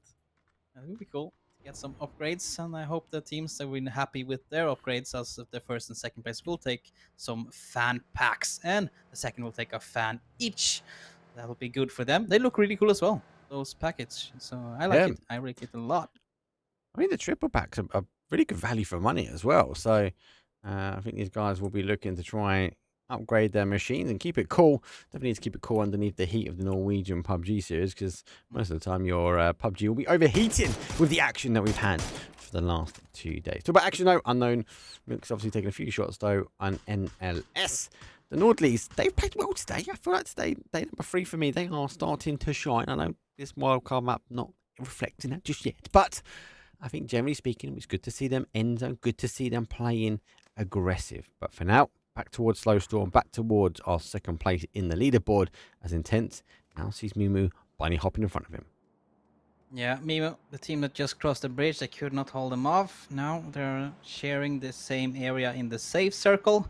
Slowstorm are pretty spread around Palace, though. They're actually in the 4 corner of Palace, so they're like really holding that. That's their Slowstorm's place. Nobody is allowed inside Palace, that's for sure. And the Waste, though, they were on the other side of that bridge earlier. They have taken a rotation now, going over to the Broken Bridge, where we saw the absolutely amazing Bob Marling from Citrus jump earlier. She's been amazing. You mentioned it. I need to mention it as well. She's been doing so good this tournament, especially today, with so many clutches, many great shots, and also getting a lot of points secured for her team. Now we're watching behind enemy wives, though. They haven't made that huge of an impact this day. I don't think I'm seeing them in the top 5. Have they? Yeah, They have. They've been up there. Don't write them off just yet. Good kill games. They're going to tell you off, mate. You're just putting the admins on the blast a little bit, but now they can actually get a kill, though. Symphonize being spotted by Unwanted on the other side. He will force himself on this side of the rock. Like a better free kill, and that's gonna be. Can he get the flush, though? yeah, Should be safe. It is, yes. Unwanted. Oh, trying to get. They get the steal. Actually, Unwanted go for the steal. Demon get the steal and getting drove over. What is happening? The cars are colliding. But it's going in favor of behind enemy wise. But no, I take that back. Unwanted is trading back and forth. Now they take 2 an advantage. Suddenly, Unwanted could get kills. So you see one more flash. Can he get the third as well? Yeah, he will die by the ticking. Then you see a Unknown Mix on the other side. This is not good for... That is not a enemy smoke. wives. No! That is not a smoke, Mimu. That was a technical error and it was caught on camera. No. The zone catches away as the wind, the blue zone continues to go back. We now start to lose the start of the water. Slowstorm in the car. Oh, that's really good from them. But a lot of these areas are being taken. As we get again, Godok says goodbye. Puhu needs to take on Sammy. Waste been holding out on the other side. Really keen to see which side Waste go for. Slowstorm going to try and back away here. Back to Mimu. Down to 1 shot. This is now where the nerves start to crack in. This is where the opportunities will start to present themselves for teams that can keep their cool as the rest of the teams now start to rotate. Ooh, again, a guy in good shot on Justice Sane there to get taken out in the vehicle. This other team is getting down in the background as well. So Sickler's securing 2 fast kills on team that just got killed. I don't remember Team Nordlist it was. Yes, it is. As I forget their name. Still one guy remaining though, Shelvin, he is alive. So he will at least hold the team alive for a few more minutes. Hopefully they can get inside a circle, maybe get some few placement points. But for now, he needs to play it really, really safe as the last remaining player for his team. He just finds a little bit of a route path in. I think the field on the other side of 4 Alcoholics would be a good area. Let's see where they go. It's a good path, you know. Has found an opening. Waste going a over lot of towards the other shots. sides. Nah, fine. He's got really. He's like this little dip. Most of the car is unseen. It just again, you think you'll stop at this kind of shack. There's a shack over here. You should go for. You can sew it. There it is. There. Oh, the door's open. That there is a warning sign for anybody, especially as a solo coming in. Actually parks the car further away. Warning sign. And that's no way. No way. If he threw that would have been insane. Now he goes in and out, shake it all about. They do the hokey pokey. And then let's find a new home. Everyone else is going to be on the rotating their way in. Sickler's ready to roll as well.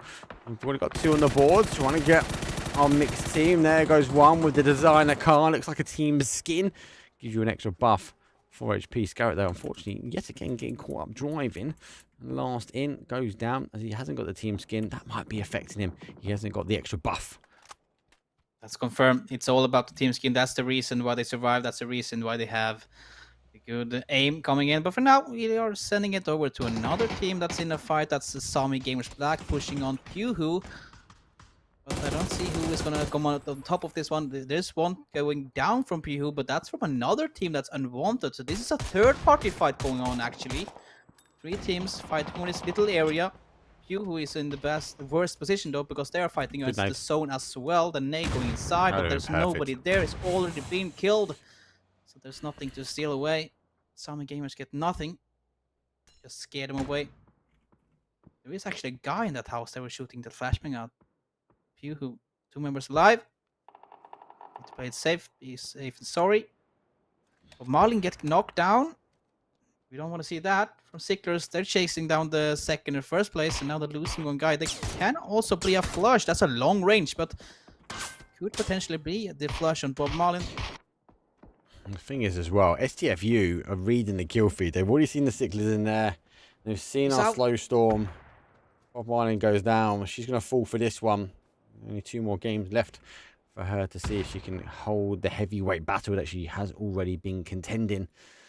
The rest of the fighting they seem to be on the north here. As now we see SLN fully exposed to Spurvin. Going to be a couple of shots. Will it be a couple of shots and go? No, goes around the outside edge. Now sees the secondary player coming out. Great knock comes in with a spray from the barrel underneath the arm. Able to swing, but the nade eventually picking up. There's no reinforcement here. Clannon, might be able to pick up a couple of kills as the zone will sweep on past. That was some great shots coming in for Spurvin, but that nade stopped him. That could potentially be in the 3rd kill as well. Just a solo wipe alone. But he's going to get one. Counter nade. Yeah, he will get one. He's picked one up. Will he spot it? I will go in for it. Car. No, I don't think so. Yeah, get him back. It's really good play. Really good play.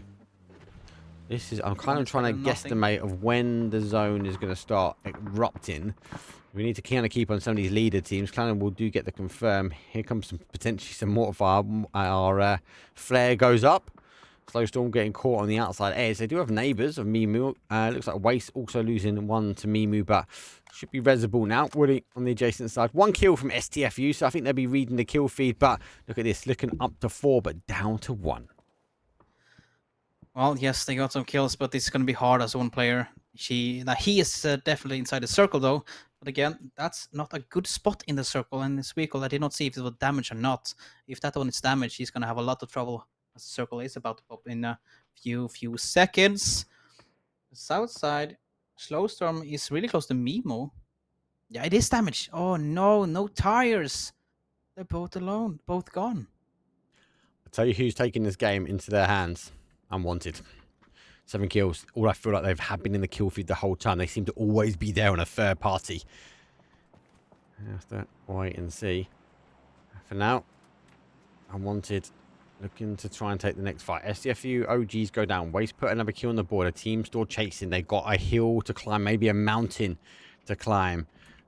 They are going to have to take it 1 step at a time. I wanted to make the run forward. They've got a snake in the grass on the adjacent side. Will they get caught in here? Looks like Puhu are up slightly. Cannon to go down. That's another kill, though, from STFU. Looks like Unwanted might get the opportunity to have a little bit of a refresh when it comes down to the utility. But players like this, individuals, especially with a level 3 vest, can cause huge amounts of damage. His position is good as well, because they're not going to check it, because it's on the dangerous side of the map. Nobody's going to push inwards. They want to keep going close to the border. Use those containers probably. and do a push. Is there any vehicles for them? I don't think there is. Yes, there's one there. Yeah, but close it's by back. the- I think Pooh have saved them. They shot through the front door, so they might be going around the other side. he And he's pushing got a around. container. They're not going to check it off. You're Oh. right. They're not going to check it off. He's refusing to move. At some cold. point, he's going to have to look. At some point, he's going to have to go. He opened Shots up. come through. There's one. Oh, he goes the whole way around. Silhouetted Harris into the victory. But Harris goes down to 1. Shots are on point. Does get 1. Pooh now needs to see what they can do. They should be reading the kill feed. But when you're under pressure, you get on your bike and get yourself out of there. Rolling down like it's the 1980s. He is going to be clear and free of any action. Unlike the action now is coming back the adjacent way, as STFU will try and take on Booty. They is holding the north side as well. They're Slowstorm are look gone. at- They are no, they're gone. Slowstorm STFU, have you gone. can just take it chill now. Who You took can him? chill. Waste, know. maybe? I completely missed that. Apologies. Alcoholics, potentially. They've got 8 kills now. I think Well, it ST might be the Alcoholics. I think they Look might now, have gone look for now, a look now. crash. STFU, they're really split. Yeah, they are. They're dead. Mimo probably were I'll go affected Mimo that one, as I well. think. Probably. But STFU, they're really spread. All 3 of them are really spread all over the place. They're not playing together. Yes, they got a few kills here and there, but if they get taken off guard now, as they might do, they are in big trouble. Ruli opening and getting a first knock though, but it's taken down in return, and then he gets help from Jam, from Waze actually. So STFU will be 2 guys remaining. Okay. STFU down players to 2. Sicklers down to a 1. Waste, we said they needed big games. Waste are reading the kill feed, and Waste might be the team rolling forward. 7 kills for them. Maybe it was Jam that delivered a jam-packed nade over towards our Slowstorm, but we're never going to know. Just now, Waste going to continue moving. They're going to sweep this east side player at a time. Team will be annihilated. Can they keep the numbers? This is the difference I feel like for Waste conquering and winning. If they can keep 4 up, it's a different Waste at the ending, depending on if they lose 1 or 2. Yeah, if they play together now, they should have all the advantages on the east and even the north side. And if they can also have one anchor playing behind in case somebody like this snake in Shelven will come behind them, they're going to have everything under control. But they lose 1 guy though, only a knock on GLS. He's been knocked by the SDFU. Mybreeze is getting that one, but he's being forced back as nades are raining over that little ridge. Some flashbang in return, and bailing out is the best choice. You do not want to give them an opportunity to take you guys down, because you guys are in the driver's seat. Slowstorm is out. SDFU can now just chill down, wait for some opportunities, and take it as it comes. Pipe Beetle goes down. The helmet has been sent to the dirt. Looks like the push now coming forward. Elf does get the knock forward. Now they have lost 1. The Unwanted are pushing behind. Unwanted also a team looking to try and conquer this lobby. Lower side of the zone. Looks like Waste should be able to get the res because STFU have backed away. They would have heard the car leaving. Jam on a nice hold. We know Jam done well. Dug in deep. 3v1 on that last game. And actually delivered a 2nd place. A tactical ending though. And he did send goodbye as he would tabbed himself out towards the blue. But for now, he has the eye on tactical player on the hold now, as our 4 Alcoholics might be able to pick up a few boos in the back of the drops. The care packs of love. Pooh will say goodbye to Booty, and the zone continues to move on down. And here come the nades coming back over. Mabri is back with vengeance. Waste now, they're losing 1 guy, but it is irreversible. But Usually they it's done. need to be careful. Look at SDFU. They're pushing it slowly towards them. But it might just be something they're throwing over to keep them back, so they don't push over that hill and being forced to play on the south side of that hill. 4 colleagues are trying to get something going, but get knocked down by Party Beetle. Nice headshot. Will the confirm come in soon though? They're covering behind a rock and some of the cover. The push. Mark, they're pushing. They have to. They have to. They haven't committed fully up. Jam's on the hold now. They need to go over the top. Elf now comes out. He plays peekaboo here full. Looks like they might be able to get a slight reload when it comes down to the drops. Wonder how much remains in these care packs. It is Mabri again activating, causing issues. 4, well, technically 3 versus 3 versus 2 versus 2. And top 4 will now try and play this one out. It's an early game though. Phase number 6. Wipers 11 do kills. go Oh down my in the under. days. Yeah, they've been really strong now. And I like how they're playing. They're not just jumping on kills. They're staying from afar and trying to get a kill here and there. And it's working out really good. They've been doing that entire game. one here, one there, slowly getting some points. But there you go, Jam with another kill, up to 10 kills in a ways, and SDFU, they're down to only one member. Yep. I feel like they second guess FTFU playing around. I think they were humming and ahhing whether they make a push, whether they not, whether they took some shots on the other side. Juka gets the shot finally in with the 4 times, but it does send them down to 1. They're trying to do everything they can. First party action, they need it to become in full effect. Waste shooting the wrong way for them, eventually looking to try and get confirmed. Another point on the board. Waste looking strong. The ridge is not helping. Nade comes over the top, tries to get in front, gets some cover, but the nades in the util dump. That should be the ending, as it is. Nade comes in from God Rat. Well, he dug out the rat that was in the grass, and Poohoo will fall in 4th place. Yeah, Waze are loving this. They can now push the top hill if they're doing that. What they should do. That's where the circular. That's where SDF you are. Car park there, mate. MG on top of the car. That's going to stop it from moving. MG as well, though. Ooh, I would love to see somebody pick that one up, though. But anyway, as I was mentioning, Waze, they should have pushed up on top hill now, actually. When all this fighting was going on the south side, they should have just pushed up the north side, because that's where the SDF players were holding. But they're not doing it. They're doing it now, though, but it might be too late, because Hyper might get a surprise knock on one of them. It's difficult to answer that, right? I would actually go with, I think Waste have played it right. And I think there's an argument for both sides.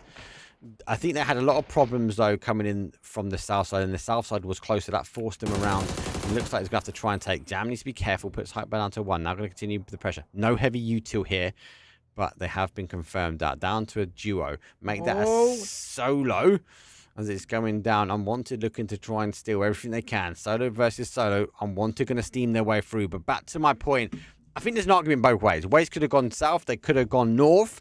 I think the closer battle was the south. That's why I think they labelled it as the most dangerous. And Jam, well, he's looking for the danger, which is Hype PP.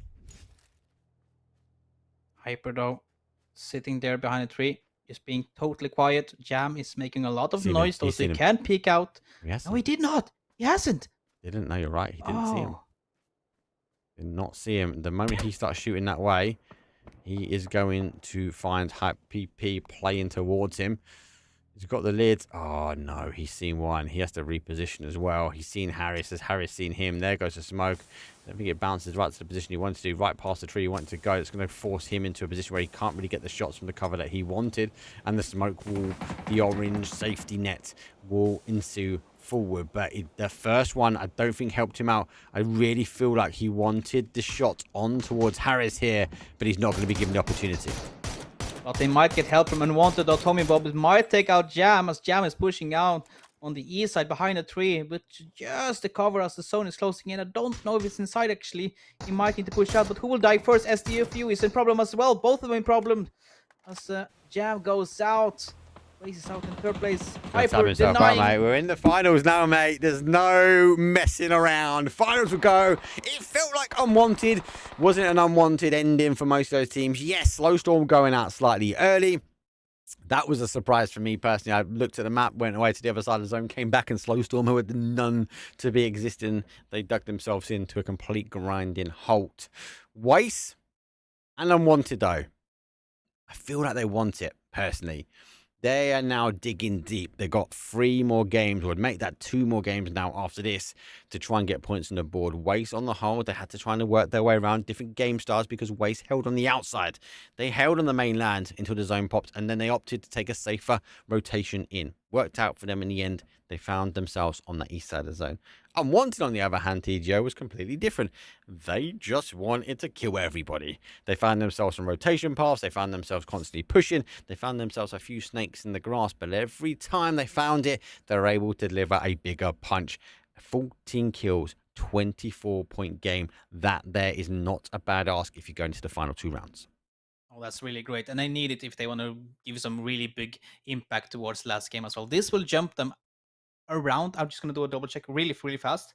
Yes, they will jump up to over 100 points. They might just almost touch 120 points. It's going to be really close, at least, to that. So they are going to be in the contenders. That's for sure.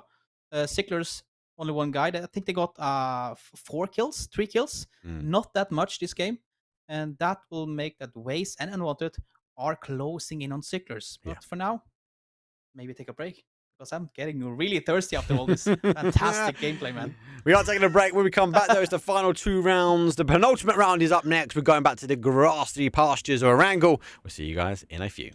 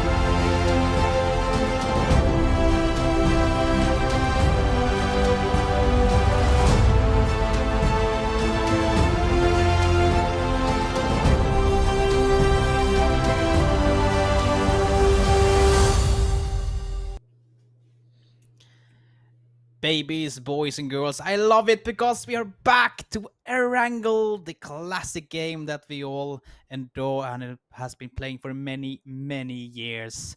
We're back with the second to last or penultimate game of the evening of the day of the tournament. And we have a plane coming in from the northeast side of the map and stretching all the way down to Primorsk. This means that some teams will not get their ordinary loot location. That might end up with maybe a hot drop or just switching it up and going somewhere else. But the plane is almost over. Mark, are you ready for some Erangel action?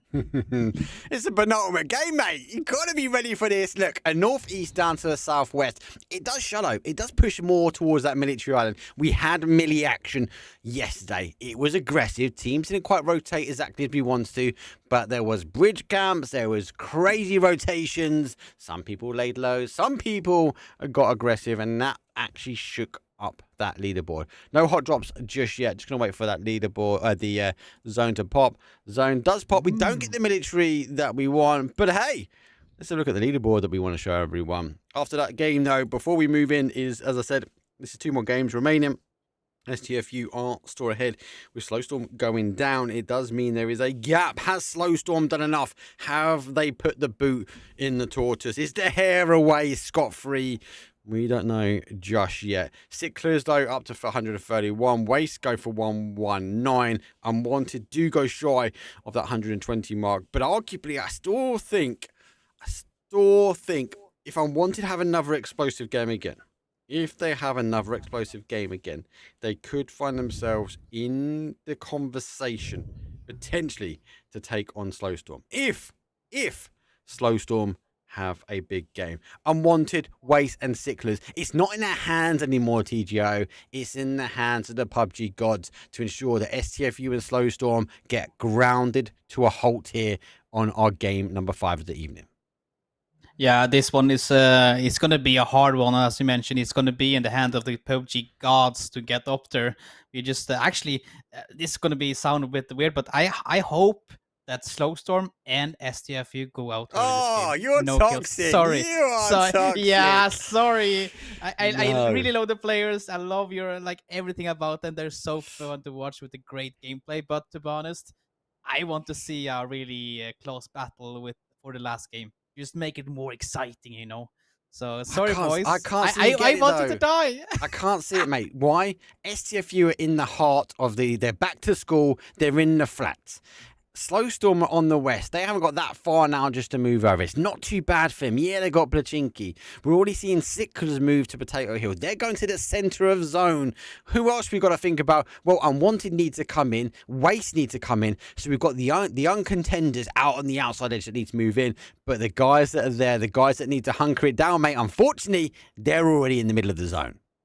But do you remember that time in the penultimate game of the Norwegian PUBG Series 1 when Waste took that emergency pickup, jumped on school, and just wiped STFU? Do you remember think that we're game? gonna see? You think we're gonna see it again? You think we're gonna see them make the big play?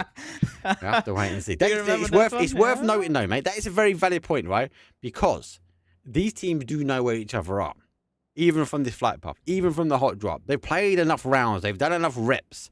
So if Unwanted want to go aggressive, they can do. The fact that Unwanted are super close together also is deeming that we might see an emergency pickup go up soon.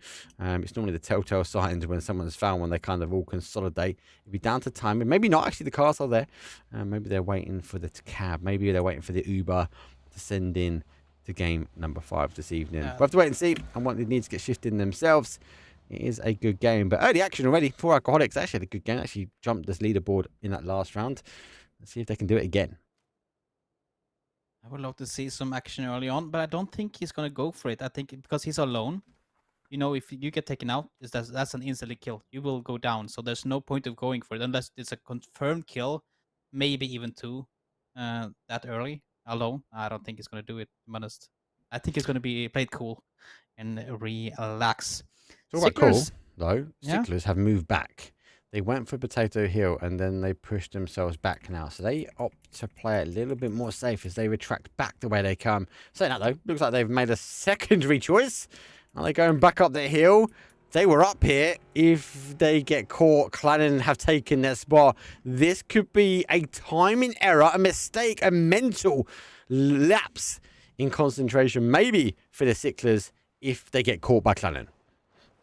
But remember, though, they have Tekers there. He's been nerfed a little bit by the chat, but not enough. So he's still up there with 6 shout. Those two together is a really dangerous dude. I don't want to meet them in any ranked time or public or tournament at all. But Clannon, though, we know they're good aimers and they are sharing that potato hill. Clannon has more of it, actually. But anyway, Sicklers gonna do a 2-2 split with Tekers on top of that hill. Dangerous, dangerous. Should be a warning sign around that potato for sure. For Alcoholics, you mentioned early that we can maybe go for a kill, but no, he's not been doing it yet. But now the teammates are pushing up for him. They're teaming up. Could potentially be something. It's worth noting as well. I know we're about to bounce to another flight, but they won't be aware that Clannon are there. They played away, so the hills moved in. Looks like Poohoo get a knock on unwanted, but also looks like Slowstorm get a knock on the hill as well. And Poohoo, so they know there are multiple teams around, and now they find themselves in a bit of a bad spot. That's not where you want to be here. Phase number 1 with 3 minutes and 24 seconds to go before the zone comes in. Grandis on the rotation up higher. They need to figure about where this Poohoo player is. They are going to stack it with numbers. Does he take the shot or does he go discipline now? He's got that. Has he got that? That's that new barrel skin, isn't it? That's quite nice, actually. Oh, I like that, PUBG. That's a nice addition.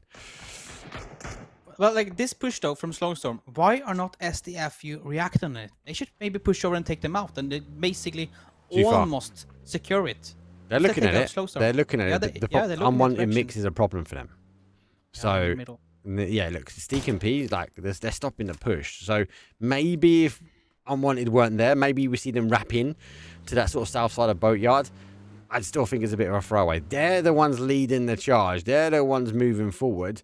Talking about moving forward, Clan have moved forward. I think they've moved forward into the earshot of Sicklers. So maybe they'll be able to retract back my statement, and maybe bait in Glammond into sudden death. Behind enemy wives on the south side of Pochinki Hill has been called. Is getting somebody pulling up on them, and that's Waze, but they're getting out in the nick of time so they don't take them. No, they're just repositioning. No, they're gonna go. Take it back again. They're gonna go. No, there's a lot of no here. There's coming over, but there's nobody there. Someone in there, someone's in the party going, we can take this fight. The other one in the party's going, no, we need to play late game. So they're on the move. Anchor player for Waster gets caught. Mimu comes in from behind, does go to get the tie at the very last moment. Good play there. Jam will be isolated. The other three need to provide the cover and fire. Mimu now obviously moving from military, going to find themselves a footing. Glammond, I think, with all these shots so close, it's a matter of time. A deer in the headlights of the Sicklers as the Wolves, well, knocking at Glammond's door in front. At what point do they strike? We'll have to wait and see. How long is that sound cue? Can you hear him jumping over there? Is that yeah, just they can hear. They can hear. it? They can hear. 100% hear him. Okay. 100% hear him. That's why they have not moved. You notice they haven't moved. And what I don't know is, has Glammond jumped enough to see one of those cars? That there might be the reason why Glammond's not fully pushing in, because there's a lot of shots. Normally, curiosity kills the cat and you move yourself over. On the other side, though, looks like behind enemy wires, out of horses, does get picked up on the rotation through Pochinki, but he's safe. He's reservoir, I believe. So they are unable to get that flash. Definitely reservoir, but where's the rest of the team? Will they come for it? We need some kills. We need some kills. Yeah. Go for it, man. Go for it. Gonna get it as well. Please try. Oh, I hope he has a pan. Come on, please. Get the pan kill. Or fist him. Or something. Whatever. No, that's boring, man. Come on. You saw the car coming in now. Oh, that's probably why. It's going to be a hit and run. Oh, Vaimil is destroying everything with his walk. Can he actually get a knocker, actually? But no, he got some power fire from Bob Marlin. So he's one more shot. Shots as well. Oh, so low. So low. Actually came in from the third party. Well, I said the third party action. The reinforcements of the wives. Glammond get a pass, they go back the other way. Sicklers have to rotate away from their high ground hold as well. Phase number 2 does pull back. Pochinki, it could be. We are going towards the hill. SDFU need to get moving. Unwanted need to get moving as well. But they got one DBNO. Scrap that. One DBNO about to go out. As I said, then also losing 1 as well. Nodum, really good actually early part of the finals, but I feel struggling at the remaining ends. And looks like the 6th note, they're going to be able to get sticking back up from Slowstorm. But I feel like Slowstorm need to settle. I just feel like there's some nervousness about their movement in this early game already. Team that do not get nervous in these games are most likely the teams that will do it great. But I know that from feeling when I played the PUBG and trying to climb in the competitive scene. Whenever you get towards the end, you know you're close to getting a first place, second place, or qualify. You kind of get nervous if you're not that strict or haven't been playing that much. And for me though, really new guy, I was so nervous, man. I whiffed so many shots. I think I lost myself some valuable points back then. I hope these guys are not that nervous. It's a valuable point, mate. It happens, even to the best of them, I think, because it's not a scrim. There is stuff on the line. And talk about stuff, well, it's Edgeline Gaming. Thank you very much, obviously, for providing the prize pool where we get prizes, not just the money, where we'll play for first and second place. First place will be taking home the triple fan packs. And if you haven't already, get on their website, edgelinegaming.se. Insane gear. I didn't know they had many fans, to be fair. If you like your RGBs, if you like your wall hanging, if you like your gunshots and flaring up the room, well, it'll be just as explosive as it's about to be now. Grindis repositions, gets the shots. There goes one down. Booty will know there is reinforcements underway. Do they know Intense here? He can't really pop up. NLS have come in. Grindis goes down to 1, but he fully holds. Intense has to activate. He makes a play round here. Let's see if he can try and bag anything. He's got a limited amount of time before NLS start getting shots in his back.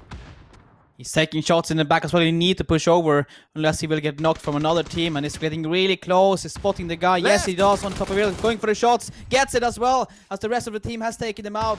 Slowstorm annihilates Booty McYoloswagen, sending them back to the lobby. Get him out. Get him out. Get him out. Nice. He had the jammer pack on that kept him alive. Unwanted. Well, they're going to land themselves down. Where do they go? Onto the hill. Surely the compound. They think it's safe. And looks like it is the compound now.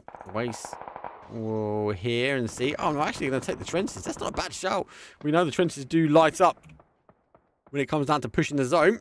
So I really like that they added the trenches, man. That just made especially that on the south so side. much more playable. 100%. Yeah, especially 100%. that one.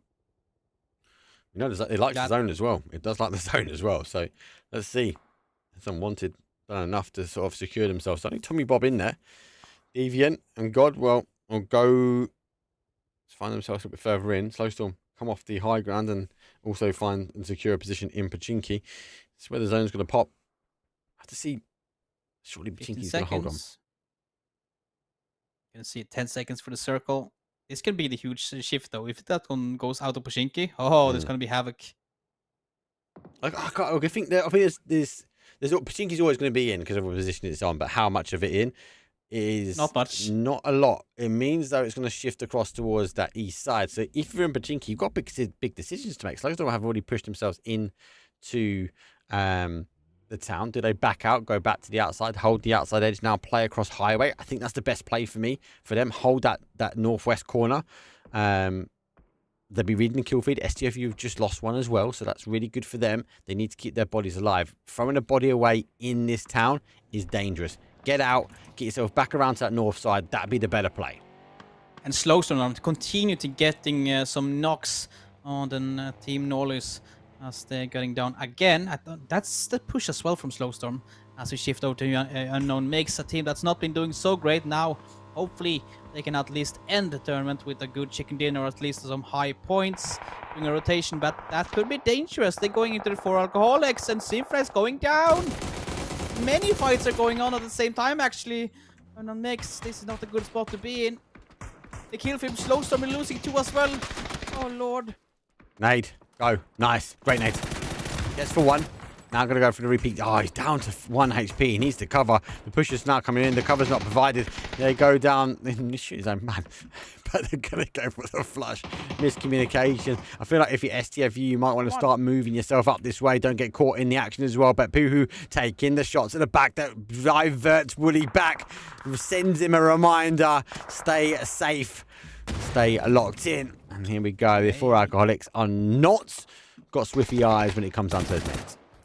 There's only one member remaining for Unknown Mix. That's Steak and P trying to hold them off though. Oh, with some help from SDFU as well. They take them out. 4 colleagues, they are out, and Unknown Mix are actually staying alive for a few more minutes at least. Sickler's losing 2 of the star players. Sexy Shouty and Techers getting taken out by Klanen. On top of Potato Hill, Bob Marlin and our teammate need to stay safe now in the compound. They are in the circle though, in the center. Oh no, Intense is the last remaining player. Yep. No, I was going to say, you click on the kill feed I was watching.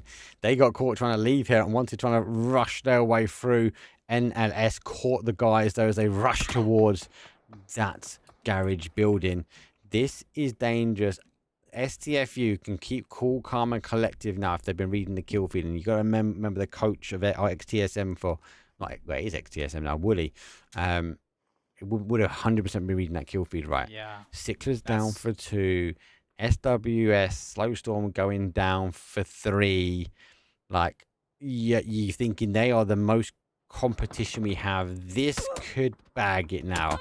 If STFU can get some kills and get themselves in the placement point, they will be all right. Waste go down. Out. All teams which required, was a must to get themselves a good game, to set themselves, to springbox themselves into the conversation for the final game is not going to be happening. No, it's not going to happen. Looks like going to be a long stretch to get at least that 3rd place now, as Sicklers are still alive and 2 players in the circle. But the Slowstorm, I need to just say it out. He's moving. Intense is alone. This could be dangerous. If he dies now and SDFU get a good game, it might be over. I don't think they can get it back. A 30-point kill game, that's going to be really hard to get. Intense, he needs to stay alive. He needs to get inside somewhere. He just needs to stay in the shack here. Put the car into a bit of cover. He does the seat swap, gets himself in. That provides cover. He's expecting to play across to the compound a little bit down the road. Now, I think he'd be gutted when he looks across that way that he didn't go for a full send, but he played safe, but he plays it right. Looks like our guys on the other side will keep an eye on it. STFU has to go for the wrap all the way around the outside. Phase number 4, going around the outside edge of blue. Klanen, well, they're going to be the object, the eyesight for this. Let's see if they can try and stop the movement. They are pushing in, though, on Klanen. But no, they're shifting actually for Unknown Mix, and they're getting a knock. That's Wooly again, showing off his expertise from the TSM clan. And now he's pushing up and gonna go get that confirmed. I hope so. Yeah, Machine has bailed out. He just want to stay alive for his team. So that's going to be another kill for SDFU. And as you mentioned, they have watched that kill feed. That's 100% sure. So they know there's only 1 or 2 member left of Slowstorm. This is going to be good for them. He has to figure out where the players are. He's going to see the car. I don't think he's quite seen the player. He has now. He's going to wait for me one step extra. He's taking the shot. I kind of feel like Ads here can land those shots. There's the connection. Intense will be happy with this one. They still have the opportunity to potentially go for the res. They will trap back the other way. Shots will happen. This means STFU need to move down the other side. Hype PP down. Phase number 4.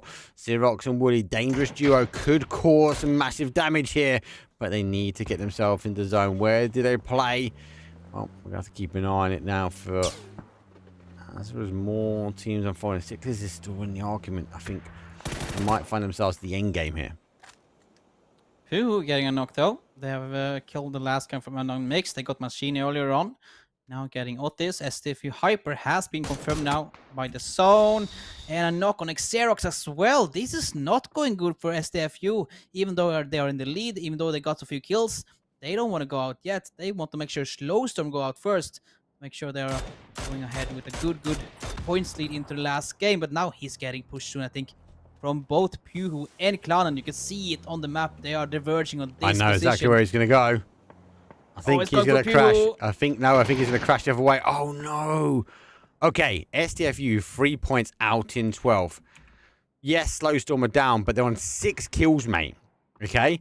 Intense just has to hold on. Get to zone. I'm surprised he's not gone for a scout on the compound. This building doesn't provide the visibility that is required. I think he would also be hearing the gunshots about to erupt. Maybe he'll take the time to get moving at that point. He knows that Sicklers are storing as well, so needs to put a better performance on for them, even as a solo. But he knows they will be down to a duo. They are now sort of leading with 3 points, though. out of this game and get so much more as well. That means that they will be only about right now it's only 17 points dividing those two in top 2 and 10s. Yeah, as I said, he need to hold it. This is all on intense now to get that possible first place going. But for now, Clownen on the north side fighting. But here in this hit there, we have another fight going on. Behind enemy wives, trying to get at Mimo. But they're only 2 versus 4. A nade getting tossed inside the window. Should catch Did him. you get a knock on it? That yes, no, that's he another doesn't. No, he guy. doesn't. Sorry, that's Slowstorm. Yeah, Slowstorm are out. They did receive a crash from Puhu. Means they're out as well. They got more kills, but no placement. So actually, it's kind of a none and void game as I feel at the moment. The only remaining, I suppose, team that can make anything happen, that is going to be Sicklers if they can find their way anything into the placement point. Imso the wall in the kitchen. Now he needs to reposition behind enemy wives, go down. They're going to be out. And really, this is I'm sorry, but this is an unvoid game. This is a remake. This is a match lobby reset. Because STFU out, couple of points. Slowstorm out, couple of points. Sicklers remain with 2. Waste is out. Unwanted. God. If you are in Unwanted and you read that kill feed, you will be doing everything you can now to get as many kills, but I don't think the zone favours them. They can't go for full send. They can only clear up they've got what they've left in Pachinki, and then they've got to find themselves in. Phase number 5 is going to be dangerous. I don't think they can get out of here, mate. I generally don't. And they're only 15 points behind Sicklers as well, so they're not that too far away. But that's not gonna happen. Mimo alone. O'Connell taking out Unwanted. Mimo getting a lot more points now, but there's only 1 guy remaining as well. That's Imso. He's down in those ditches in a vehicle, though. Up with this bug. Yeah, be careful taking shots in the blue. He's going to have some problems because he will go down to the zone. People are going to the zone. This is none and void, people. Chat, start getting hashtag remaking. We need another 2 games because this is insane. STFU out, Slowstorm out, Sicklers hold for 2, Waste is out, Unwanted is out. Who is there left in the 100-point match? And this is mid-table stuff. Don't want to take anything away from them. Don't want to shun them down. But there's only 2 games to go. This is one of them. Well, yeah, this is one of them. And the only team that's really close to 100 points is the STFU OGs, and they're also too out. far. Too far. Even if they're in, they're too far. Alcoholics are the Stormer of the last game. It's too far. It's only down to these 2. Bob Malin, peak, and that's it. I feel like Intense will be disappointed when he looks back at this that actually he didn't take the maybe the time just to scout the compound forward. I think he would have known people are here, but it was a risk, right? But risk versus reward. Obviously, with STFU going down, do you maybe take the risk at that point? You got caught with the crash from Puhu, but is what it is. Had to make it happen, but I feel like this is a none in void game as it stands. None of the favorite teams are staying inside the circle except Circlers, though. There are 2 guys holding it together. Sammy Gamers, though, have not been showing themselves that much this game. This entire tournament at the same time as Unknown and Mixed. Both of them has not been having a good tournament so far. And now fighting Clannon on the top side of Potato Hill. That is now rotating down where they killed Techers earlier. Getting some vehicles. Probably some loot from the corpses, the boxes on the ground. 7 kills to Clannon, though, and a top 5. What can they do with it? Can they get in from here? I think they can. Puhu's down. Annihilating Intense Lynx would have been a good gun to have in your hand at the moment, but you don't need to when you've got the skill set of the MK. Takes the top of the door so he can see through with an element of cover. Unfortunately, can't quite see, but the zone is going to come. That they should get the res on in time, but he's going to have to scramble on forward. And Sammy gets knocked. Yeah. He's going to try and get the confirm.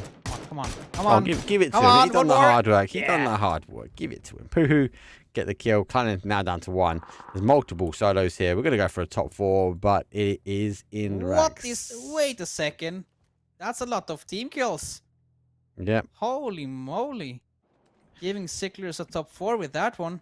Right. Rival might go down to that nade as well in the background. No, just half HP. Best scenario now. And I think it is not going to be the case. But Sammy get the win and Sicklers go out in fourth. I think Sammy will get the win, but Sicklers will go out in second. And that's going to put some points on the board. But that's about roughly, I said that's a little bit more than what we've seen from Slowstorm. STFU got a couple of kills, so they've also moved up. But I feel like everyone in the top is just moving up a little bit. There's no overtakers. There's no shakers. It's going down to the end game. The question is, do the teams have it in them to extend out and close this one down? For me, it could be set match. Slowstorm would need an utter weldy of a last game. Would you send it though, TJ? Would you send it? Yeah, Last game, definitely. would you send it? I would send it, yes. There's no doubt in that. I would send it trying to get them out and then just play for doing a face slam, basically. Okay. Pulling it back last game, going crazy and kills, that's it. But when we talked about it, when we saw Ivor getting knocked out, Sicklers has repositioned himself. They are pushing into the houses now, taking the ground. They also got a knock on Sami Gamers, so they know. I just don't think they can get the Team kills they're here. fighting So on I both think sides. this is going to be like a 12-point game, like 13-point game. I don't think they're going to get many. They're going to get a few more, clearly. Thanks for getting those shots in, Ari Panic. But arguably, it's still not a very powerful game, right? We're down to a 2 versus 2 versus 1. Sammy Gamers need to work in. I think Sicklers are going to bag themselves to win. Do Sammy Gamers do Pooh just give it up to the zone and not give Sicklers? Depends on who they like, I suppose, first, if they've been reading their kill feeds. If they got no allegiance to anyone or no love for the other teams, then they can just continue to try and send it in. But I don't think you can unpick. I don't think you can pick apart Sicklers at the moment. They've held strong. They've held as a duo. And they're going to be trying to hold on to whatever they can get. But they're a team that are going to have to send it again in this final game. But again, though, I think, because it's towards the end of the tournament and they're not in a position to win it, I think they want to play for getting some points at least to try to at least jump the leaderboard with 1 or maybe 2 positions. I don't think they're going to give it up. I think they're going to play for it. Senewek is sending it inside now. Using smoke cover, but he might go down to 21 HP, taking a lot of damage from Sicklers. 1 hit and he's out, and Nate getting prepped as well from Repeak. That's going way off. That's a good one. That's a perfect one. Down to 2 team remaining. 2 versus 2. Sami Gamers pushing down the hill. Sicklers getting first knock. Number 2 though. Bob Marlin behind the T. Or 1 versus 1. Can he get it? No, he can't. But there you have it. Repeak gets the last kill, and Sicklers, they do get the chicken dinner as you mentioned, but it's only 6 points though, Mark. 16. It's only 6 points from the kills. Yeah, 16-point game. You got to argue. Is it anticlimax? I don't think it is, mate. Do you know what? We're going to go to a break. Yeah. Why? Because that is a rematch game. But we don't have a rematch. We have the final game coming up. If you are STFU, you need to hunker down. Or you need to take the fight to everyone. If you're like the likes like Slowstorm, you've got big decisions to make. Do you go aggressive? Do you go hard? Do you try and maybe hot drop? Do you try and take out the teams you know you can take out and claw the points? Do you hide? Try and get the placement points? It's all going to come down to the last game. Let us know in chat who you're supporting, who's going to be taking first and second. I want to see first X, second Y. Obviously, replace X and Y with the teams that you love. But for now, we're going to go for a break. I'll see you guys in a few.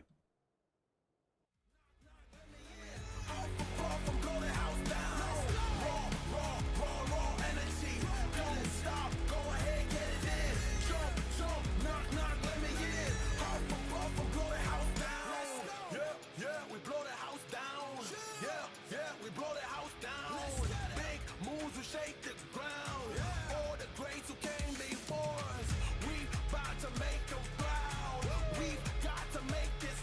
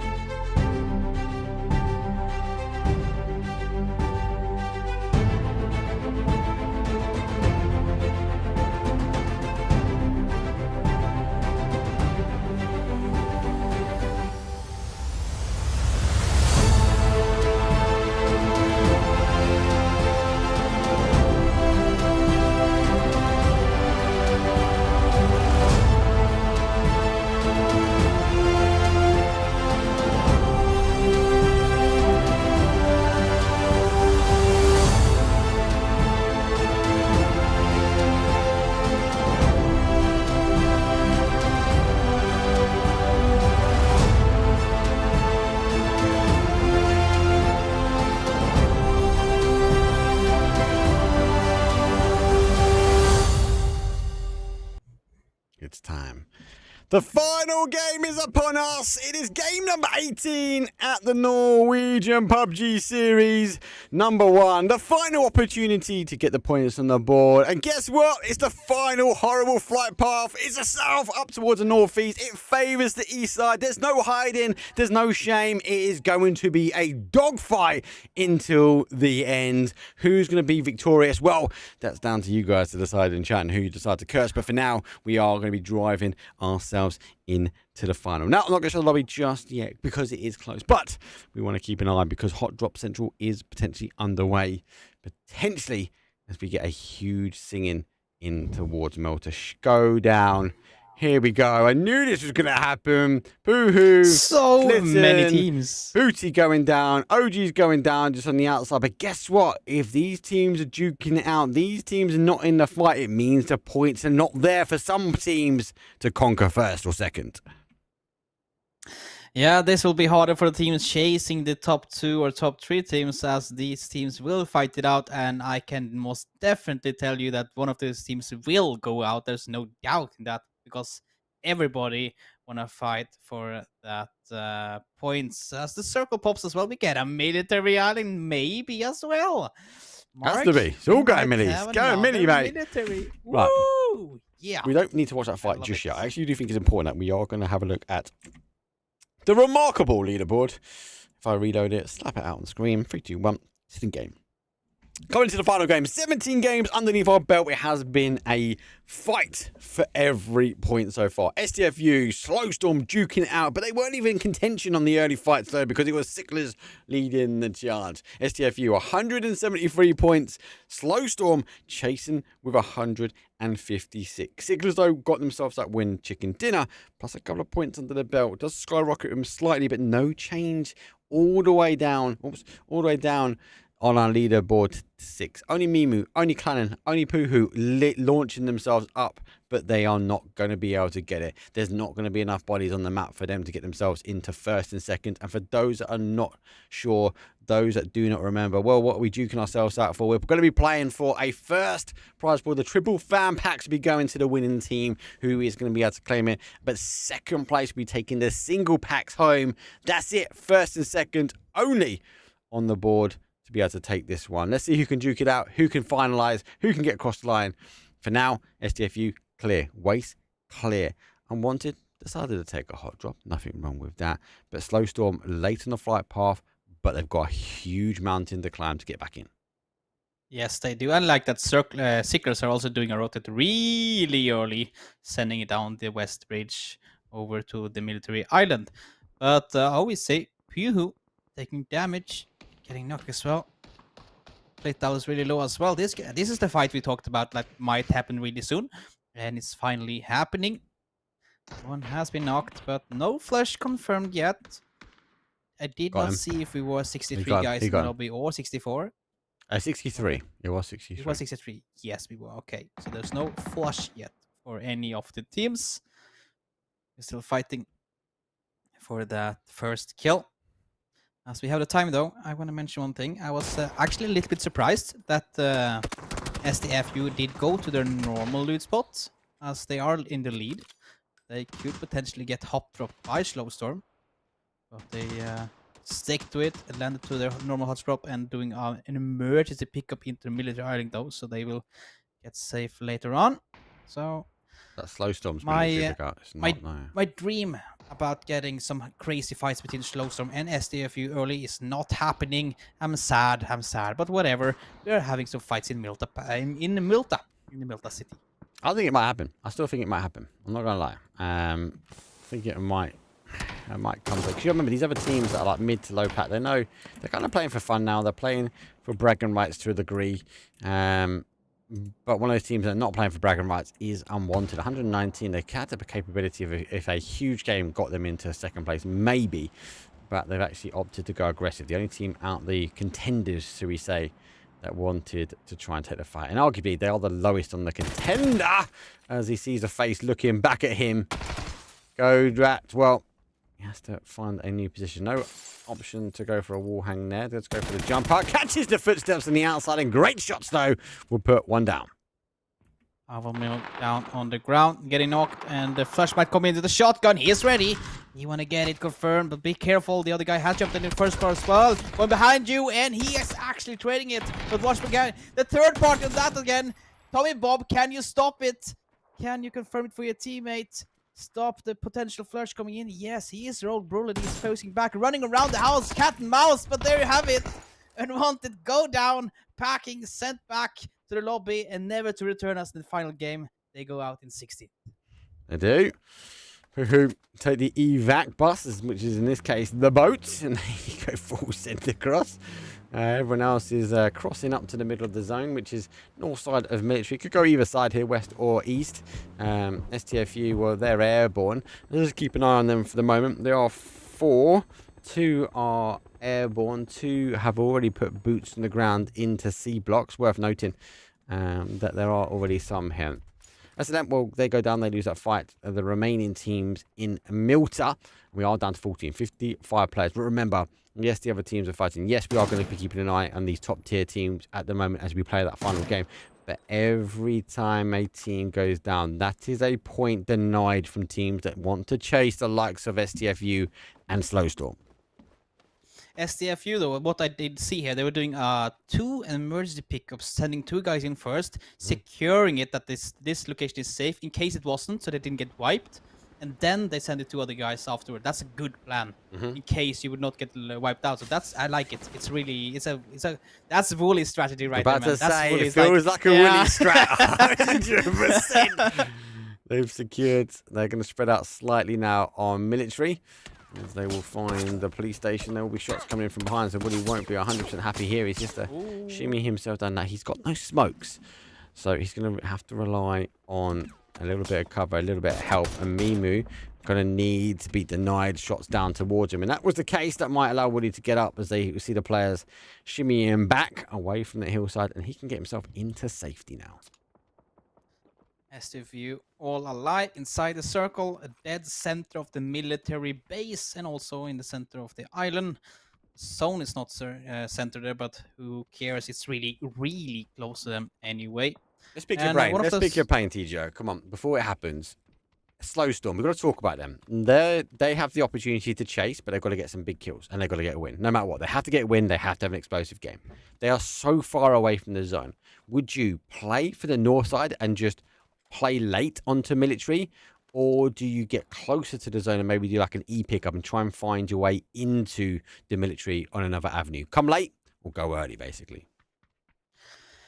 I think they actually need to get SDFU out. I think they need to go offensive, find them and take them out. They need to look for the kill feed, listen to the shots coming in. Okay, we got some shots coming. That's not SDFU. Let's ignore it. If they see them, they need to react on it and need to take them out. Because if they're alive for much longer now, we know they will start taking up points. Yes, they're only only 17 points ahead. That's a chicken dinner and 7 kills. So that's possible. We know Slowstorm can do it. They got a 12 kill game chicken dinner. They got a 14 kill game chicken dinner. So they have the opportunity to do it. But again, SDFU, if they sit in the middle of military base and just rack up kills, it's all over, man. There's no chance you're gonna get that first place. So they need to do something drastic. And here you have it. There you have it. What I was hoping for is coming through, man. We have an emergency pickup, sending them to the military island. Finally. My dreams and my thoughts has been heard. We're gonna have it, Mark. We are gonna. Do you know what's worth noting? They popped it rough at the right time. The zone's gone past them to be able to get a loot on. It's going to come through the middle of the island that is at the moment. But more importantly, it's going to give them potentially first dibs on the next island, the next zone, the next opportunity. So if it plays back to north, they could maybe jump off early. If it goes down to the south side, they can come out late off the plane, but they will potentially be ahead of a large number of teams. Will SDFU go? Well, they're in the middle and they're also aggressing out. They're looking to try and get some kills. Might be looking for the first one here. Clannon is underway. The Clannon are clearing the shots where they can. Looks like Stance goes down, and that isn't even the first kill for them. Denied. They've done some damage. Woody is right underneath the nose and looks like they want to get themselves lit up and in the kill feed early, SDFU. This is the correct call as well. You know a team fighting, you know they're low, maybe some of them have bad armor and helmets. This is the opportunity to get some points and start leaping ahead of Slowstorm. But Clannon, they have the time to get some meds going, but this push from Wooly though, they have not heard it. I don't think so, or maybe I'm wrong. Now they're shooting at the houses of Clannon. The Iceberg takes some damage through the windows. Yes, they have heard them. This fight is really important for SDFU.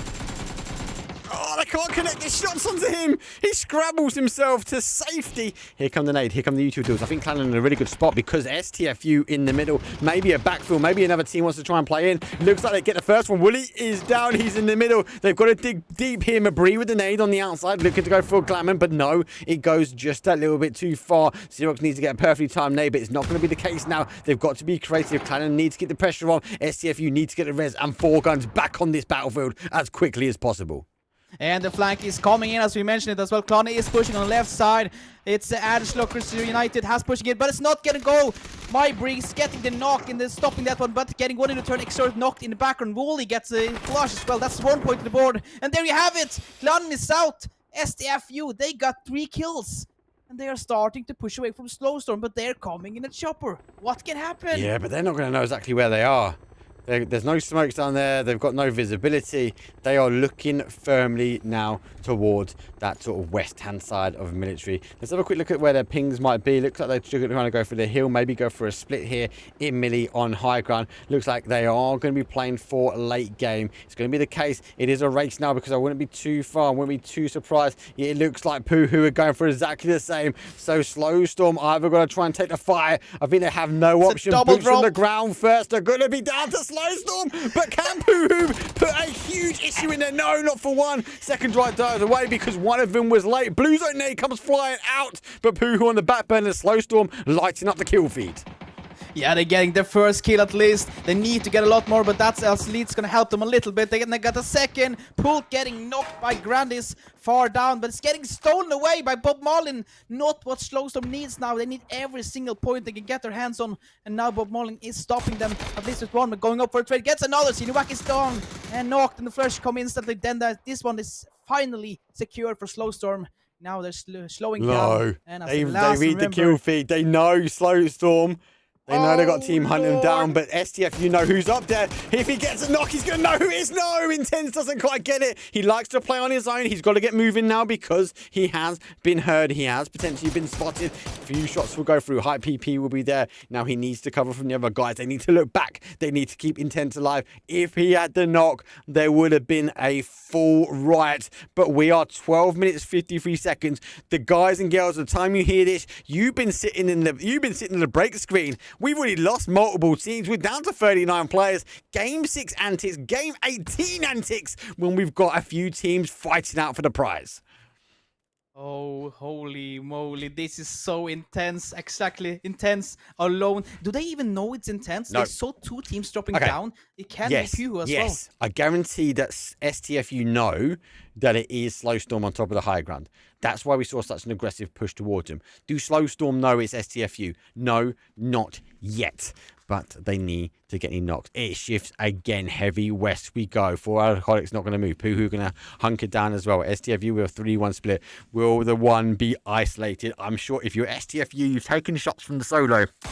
Surely you play. Surely you take the fight. But if you receive a knock up here, it will be all information gained. Even if Slowstorm receive a knock from STFU, I wouldn't be surprised that they start focusing their attention on getting this team out as early as possible. They need to as well. At first, not coming in from one of those teams on each other, you know there's going to be havoc unleashing down in the military. The only question is, did they know it was intense though alone down in military? That was actually what I was trying to get to before, but Maybe. my miscommunication was not coming through. Anyway, I hope we can get a fight going between SDFU and Slowstorm really soon. But for now, on top of the hill, just shooting at everybody around them as they have got the zone though, Slowstorm. They're happy with that, but SDFU as well, they can just play on that east side and get everybody rotating through military.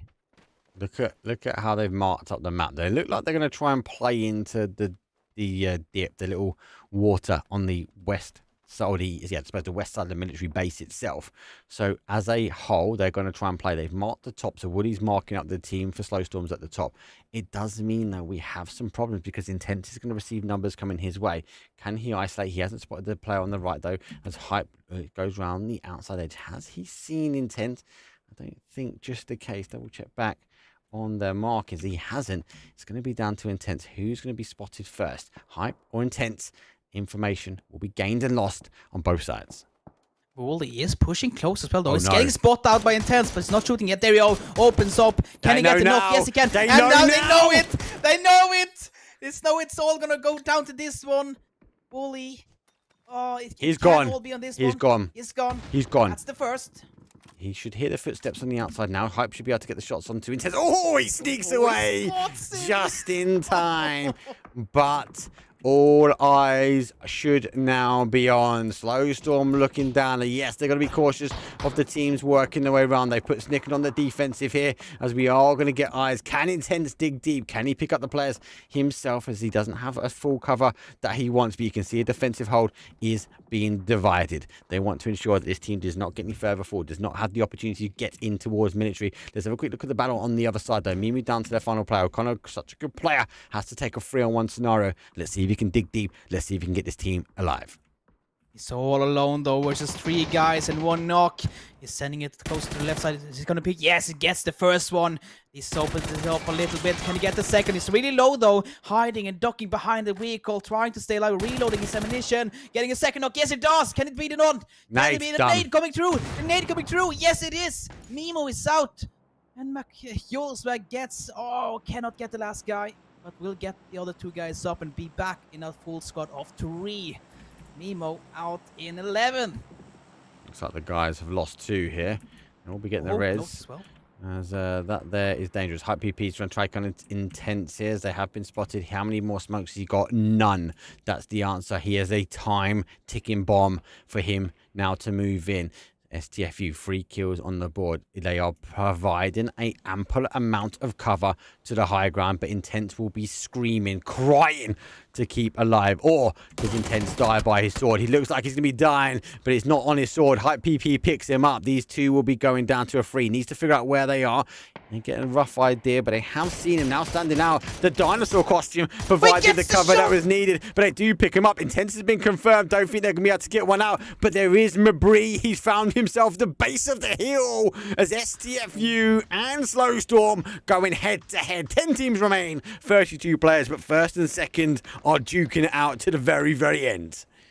And now it can be the start of the end of one of those teams. Mabry is sending it up the hill where Slowstorm is. They don't know where he is. They don't know he has pushed over the road and this close. You see Xerox in the back just covering some fire with some long-range shots, but now pushing slowly up the hill behind the rock. He has some cover to play with later on, but look out on the map though. YOLO is pushing in as well. It can be a third party coming in here, Mark. This could be dangerous for both teams. It is, and it's ensured destruction, let's be honest, because this is not in zone. Mabry is there, nade cooked, ready, waiting. It goes into the smoke. He might be able to back two! The nade explodes down to Grandies, and Mabry might be securing the spot here for STFU. 26 HP, Grandy is the last remaining player of Slowstorm. Can you hold it down to 18? And there you come, Booty Maguro, so it knocks them out. No, it's not yet, he's still alive. 15, and there we have it. Slowstorm is out. They just need to hide now. Gents. They just need to hide. That was the one team that could take him out. Slowstorm will fall. They do get the res back on with all the attention drawn by Mabry. Pieced together a pinpoint perfect plan. The cook of the nade couldn't have landed to the feet as perfectly as he timed it though. 5 kills on. We are potentially looking at our winners now. Let's see if they can go out with a bang though. And Mabry will go down. The damage has been done. Arguably his job has been secured now. STFU will be down as Booty came in at the wrong time, and Booty Max swaggled their way into the hatred of Slowstorm. A little bit help there from Booty. Oh, Hyper just barely spots him, gets a headshot, but he loses his teammate. He's all alone. No, he actually have Xerox as well. But this, remember though, Slowstorm is out. This has opened the door for Sicklers. They are still alive, all 4, and they get a kill on mix. Top 8 already secured for Sicklers. They have the opportunity to sneak that second place from Slowstorm now. Are they going to steal it? I can't remember how many kills. It wasn't many for Slowstorm. It was a handful. So as it stands, even if we didn't know the points, there's only, what's it, a 9-point gap, 8-point gap? I can't believe it. I need to check the leaderboard. 9 points. Okay, so we've got 9 points. Yes. Let's add a couple more extra points. Slowstorm did get a couple of kills. We definitely know they got one on to STFU. Did they get any more? I'm not quite sure. But maximum 3. I think they only got maximum 3 kills there that game. Okay. To let's say a 12-point game. Well, minus the 12 points, you've got the 4. You are in contention. The Sicklers will be happy. And you're right. They could springboard now into second place. They could steal the single fans from the single team that has single-handedly clawed their way back to the top. But is the tortoise down? Does the hare take it all away? That's a big question. I don't have an answer for it either. All I know is Waze have a high ground at least. They are going to be in 4th place. They want to secure that 4th place as Unwanted is chasing them down with a 1-point deficit. I don't know if Unwanted is still alive actually. I don't know if they are. I think they're actually outside. So I think Waze have secured it actually for the top 4 at least. But still, there is opportunity for Sicklers. They have the north side. Look at these guys, though. They have already secured it. They don't know it. Maybe they know it. They know They know the moment they took out the boys from our Slowstorm that was game, set, and match for them. That was crucial. The moment when those teams got a knock, it was pinpoint that they had to then try and play into it as well. Slowstorm unable to get all the guns on the attention, and Booty Muxwag came there and caused a horrible time to third party. Great nade from Mabry, closed it out for them. Now it's going to be down. You're right, Sicklers potentially can take this in, but they need to try and take as many kills as they can. If they keep this rate up, they will be looking good, and they are all 4. If they get a chicken dinner, they will do it. They only need 10 points with the think of the kills that Slowstorm got and the kills that Sicklers have. 10 points. I think that's like what we need to aim for. 10 points now. They will probably have the second place, but now they are pushing up the hill though against the Waze. Waze have been sitting for a long time, and opening on Party Battle, opening road. They cannot connect all the shots though. He's returning to fire down to 11 HP. Then they lose one guy. Bob Marlin has been knocked. He's going 2 down knocks from like Sicklers. Tekris is down. Shout is down. Bob Marlin is down. Sickler is out. What's going on? Waze have possibly stopped them in the second place chase. Whoa, how many kills were they on? They were on 4. I think there's 4 kids. I don't think it's enough. It's not enough. It's not enough. No. It's not enough. Top 6 though. They got a 6th place, 4 kills. Not enough. I don't think it's enough. It's not enough. I think Slowstorm got a couple of kills. I think it's going to come down to actually how many kills does Slowstorm get, if it is enough. And I don't think it is. I think we are still seeing a little bit of a victory lap now with our STFU team. I think it might be set and match. It has been an aggressive start. It has been an interesting top and turn, but it hasn't been consistent for a lot of teams. Some teams delivering outstanding performances, but then the next game could be diabolical defeats. It has been a really interesting, but let's see how it closes out. Poohoo. They're a team that also caused some issues potentially for Slowstorm, identifying us definitely for STFU where Slowstorm were. And you said it. Once these teams figure out where they are, information gained is going to be a change of pace. Okay, I'm just going to go with some maths here. I know Waze are in 4th place. They are 27 points behind Sicklers. That's not going to happen. And remember, Sicklers got a 6th place, 4 kills. That's like 30 points at least now. Mm-hmm.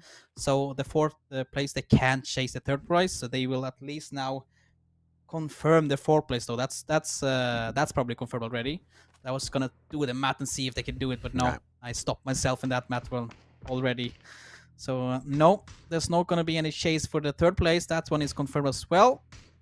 Now it's all about the fame for the last chicken dinner. Some extra points on the leaderboard and maybe some nice statistics for the players. As we are down to our 5 remaining teams. Poohoo alive though, 0 kills. SNX all alone, pushing over now. For colleagues, they should probably know who's there. No, that's Hyper though, taking that one up. 7 kills. So these guys. Okay, this can actually be a great game for them. They are now up on 190 points confirmed. They are taking set to match. Well, we've got 3 for a 2 and a 1, so it'd be rude of me not to go. Our final 4 is 4 versus 3 versus 2 versus 1 as we set the final stage. Will STFU have the victory lap that we all want them and they deserve, where they can back themselves? The final winner chicken dinner. Will Waste go out with a bang? Will the Alcoholics be able to call the final calls at the bar, or will be the solo behind enemy wives? You only need one wife. If it was mine, she'd be securing up with a moan and a groan. But now he's getting pushed though, actually, so this can be the end of him as well. STFU is pushing on the south side against that solo. Is it gonna go in anyone's favor though? STFU pushing up the hill. Getting knocked. Hyper's getting knocked by 4 Alcoholics. That's Alfin myself getting that one. Waze have heard it. You see they're moving on the map, sending 2 guys south, and also 4 Alcoholics sending a vehicle. They know something is going on, and this is the place where STFU are. Shots in the back. Xerox down to 6 HP. First aid going off. Oh, this is close. This is so close. It is close. Get the rest though. I don't know if he can, if I'm honest with you. They're going to be close.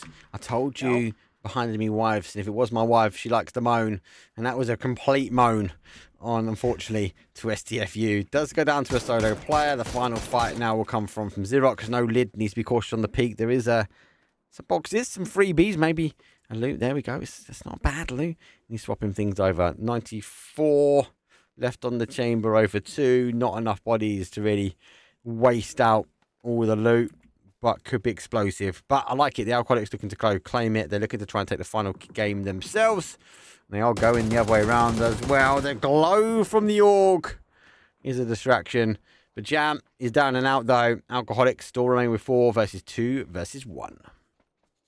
Yeah, it looks like the 4 Alcoholics might have it in the bag unless Waze or Xero is going to pull up some amazing comeback. But looking at the map, Waze is not in the greatest position. 4 Alcoholics has spread all over the places. Yes, they have the high ground, but they need to push towards them later on. And that is what 4 Alcoholics can't play on. They can just sit and wait. They can't sit and wait. Elf Finds one. Need goes over. Knows where Vipress is. Vipress delivers the venom back. And she pushes on forward. Elf plays peekaboo over the top and says no more. Maybe one final blow. There we go. Xerox will pick it out. It's a 4 versus 1. Xerox make the call. Let's have the pan fight to the end. You've got the victory underneath your belt, but the Alcoholics are claiming potentially the final point to be theirs. He's going to get a shot for one, looking for the second. The nade's coming over the top. Nades, Marty coming in from behind. There goes the Molly. TGO is going to close this one out. Can he? He can get a second one. Oh my God. Down to the end. Nearly doing it for the Alcoholics, saying no. 15 points on the board for them. And that there is a good night for the final game. What a game. What a final ending. I can't see any major changes to the leaderboard. But before we get in towards the stats, and before we debrief it, let's remind everyone what everyone has been playing for. And actually, it's not bad. Obviously, the guys and girls have been playing for the prize pool, though, that has been provided by Edgeline Gaming. If you haven't already, we'll get you a link in chat. So go give them a follow on social medias. Go show support. I've been on their website. I kind of like their stuff. I'm not going to lie. I might even get a cheeky order. Get in my basket.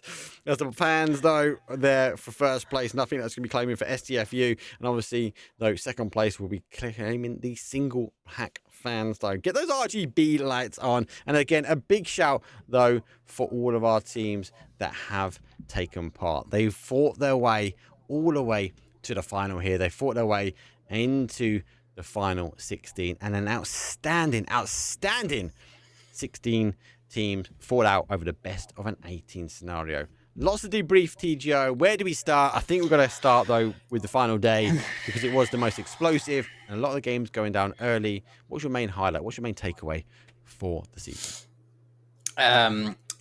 I want to give a little bit shout out to Jam. Yep. I think he did some great in those wildcard games, snaking a little bit, got some good points there, jumping themselves up to at least 4th place, so that's good. STFU, some great shooting, great rotations, and of course, as you mentioned, they're ending in 1st place. That's no doubt. Everybody knows it, but that ending. And the last ending there as well. Just that the nades jumping on a slow storm, and then the booty make were coming in from a third party, and just imagine the chaos in that voice channel of Slowstorm there. Oh, north, no south, a nade. Yeah, it was havoc probably, but it was good fun. Good fun. I was screaming. I had to mute myself for a second there because I thought I was going to blow this microphone and your ears probably. But it was amazing to see them fight. And as you mentioned also, whenever that first knock come from one of those guys, you knew something was going to happen. You were totally right, Mark. Spot on. There was something coming in. It was just great. This last game was awesome. But the entire day has been actually pretty good. I've enjoyed it myself a lot. But yeah. Oh yeah, definitely like over the 3 days as well, mate. Like, let's not take anything away. STFU have been holding on. They've been around that 4th, 5th place, and they've kind of been grinding their way up. It has been a huge, especially the end of day 2. They exploded their way up there. Slowstorm was disappointed because they exploded their way early. The Tortoise started a bit too early. The Hare clearly wins the race at the end. Big shout for Waste as well. They were really low down. They really didn't perform too well when it came down to the group stages. Then they struggled at the beginning. I felt like on day number 1 of the grand finals, they were like, was it like 11th, 12th place after day number 1? And then they obviously found themselves getting the momentum that we kind of expected from that team. They did perform at the end, which is really, really good. And you know what? Not taking away anything from all the teams that have actually got themselves into the final. Let's remember all the teams at the group stages, all the teams that competed early on as well, because it is a hard slug when you've got to get through your qualifiers, when you've got to get through all of the early stages. It's tough. There aren't rotations. Some say it definitely gets easier the later on in an event you get on, but I feel like you've got to caveat that with it only gets easier if you're not playing in the Norwegian leagues, because it felt like every game was a fight, and every game there was a clear talking point, a team, an action, a fail, a whiff, a miss of the guns, and some outstanding shining moments. There are teams and names that I'm going to be taking away from this, definitely, that I will be looking for personally in the 2025 season, because the region is strong. So there are some real stars, I feel, TJ, that sit in this area. Yeah, it's been really many stars and some newcomers as well has risen up and show them that how good they really are. At least in the 2025 season, some of the teams from earlier seasons has not been showing up as they kind of should with the experience they have. I'm talking about Clannen. I'm talking about Unknown Mix. With the potential and the firepower they have, they should have kind of been higher up, but that might also be because the level of the Norwegian players have at least uh, jumped as well. Like they're all jumping up, or maybe they're jumping down. I don't know, but I think it's going with the other teams are actually stepping up and getting better, putting in the scrims, the timings, doing the rehearsals, the aim practice. I think that all adds up to this one. So that's also maybe the reason why some of them are really surprising in this lobby. But yeah, it has been We'll talk it's about fun looking at surprising. this team. There's no surprise, mate, unfortunately. We have to congratulate our winners, though, as STFU. They're going to claim it. Obviously, first place, 188 points they will secure. And I think it was definitely knowing at the moment they got rid of Slowstorm, if the Slowstorm got the second, if they got them out, they might have been driving forward for first at the end there. But it did go down, and it was a good, hard fight. I felt like, especially today, felt like Slowstorm versus STFU. We're going backwards and forwards like a heavyweight boxing match where they were duking out corner by corner. Though Slowstorm will pick up the secondary prize, though, as they were coming in at 159 points. Sticklers obviously fell short. Waste denied them as they no changes. Alcoholics climbing up. Behind Me Wives also climbing up as well. But the table's close. Even from 43 from Sammy Gaming Blacks, they're 1 point behind the mix. They're a couple of points behind Sickland. Obviously, then we get a slight little jump up, though, towards the 80 mark. And then from there on out, it's not that much different between the teams. But again, massive congratulations. STFU, they're going to be taking home the first prize, the triple packs of fans. RGB to your heart's content, guys. Maybe there'll be a glimmer in your eye. Maybe the RGBs will be a distraction. The Slowstorm will look to take the second season. Well, that's it. Really from us. Obviously, first and foremost, I have to thank this man next to me. Utter legend. If you haven't already, he's provided a map stream. Make sure you give official TGO a follow. Obviously, and I definitely will be back on the mic soon. I also want to take the time, as again, to thank all the players, everyone that has been involved. From regionals all the way through, obviously all the other casters that got involved. Gibson for losing internet, terrible. I still think he's in the Stone Age. I think he might have got himself back to the 21st century. I think he might have internet restored. But again, massive shout for him and all the casters. Make sure you give them a follow. If you're not on the Discord though for the Norwegian PUBG League and you're just watching this for the first time, make sure you get in the Discord. Make sure you find a team to compete as well and see if you get a chance to get in it. And actually, again, thank you very much for the admins, everyone that organizes. So much goes on from behind the scenes, from making the artwork, putting the artwork together, trying to get us crazy casters together to try and ensure that they keep us on track to make sure we get in the games and make sure we provide the coverage. And the admins, opening lobbies, there is so much. There's a bigger team behind things that get involved that actually do support this. TJO, final statement though from you, coming from the series number 1 of the Norwegian PUBG series. Havoc.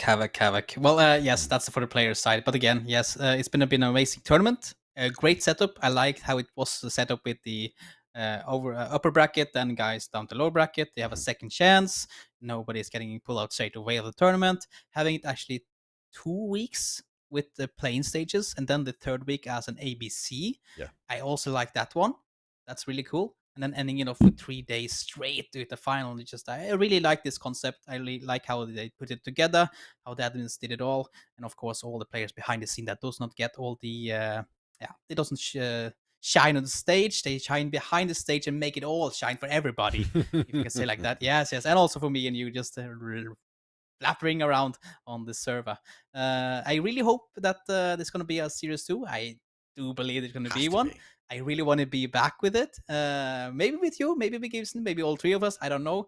I'm just really hyped to get back into more casting. For now, it's a little bit break. It's sad. No. Well, that's how it is. But it's been an amazing tournament. I'm really happy to be able to be a part of it from the beginning and all the way to the end. I'm super happy to be with you.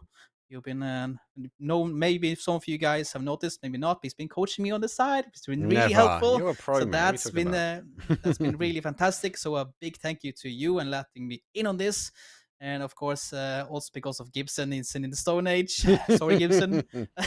Thank you for letting me have the Sabotaged. opportunity, though. But I hope you come back soon. You're a lovely caster as well. So yeah, that's Sabotage it from my Gibson. side. You sabotage him. I'm, You're the reason why the whole of Ireland lost power. No, joking. It has been an absolute pleasure. And again, massive thank you to everyone that has taken part.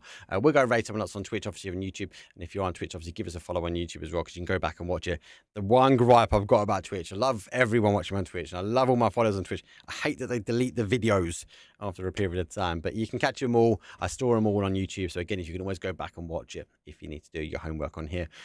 Slight plugs. Obviously, make sure you give Edge Gaming a follow. Again, thank you for them for providing the prize pool. Give them some love and support on social medias. We'll make sure the admins get all the links into chat. And don't forget, we're back in the studio. Me and T-Bone are back, and we are going to be talking about this event and talking about all you guys and girls as the players. So make sure you follow at Game Day Esports. Can't even remember the bloody name of it. It's that new, it's that fresh. And thank you for all the feedback you guys are sending. Even during today, have been sending me feedback on the podcast and what you guys want to see.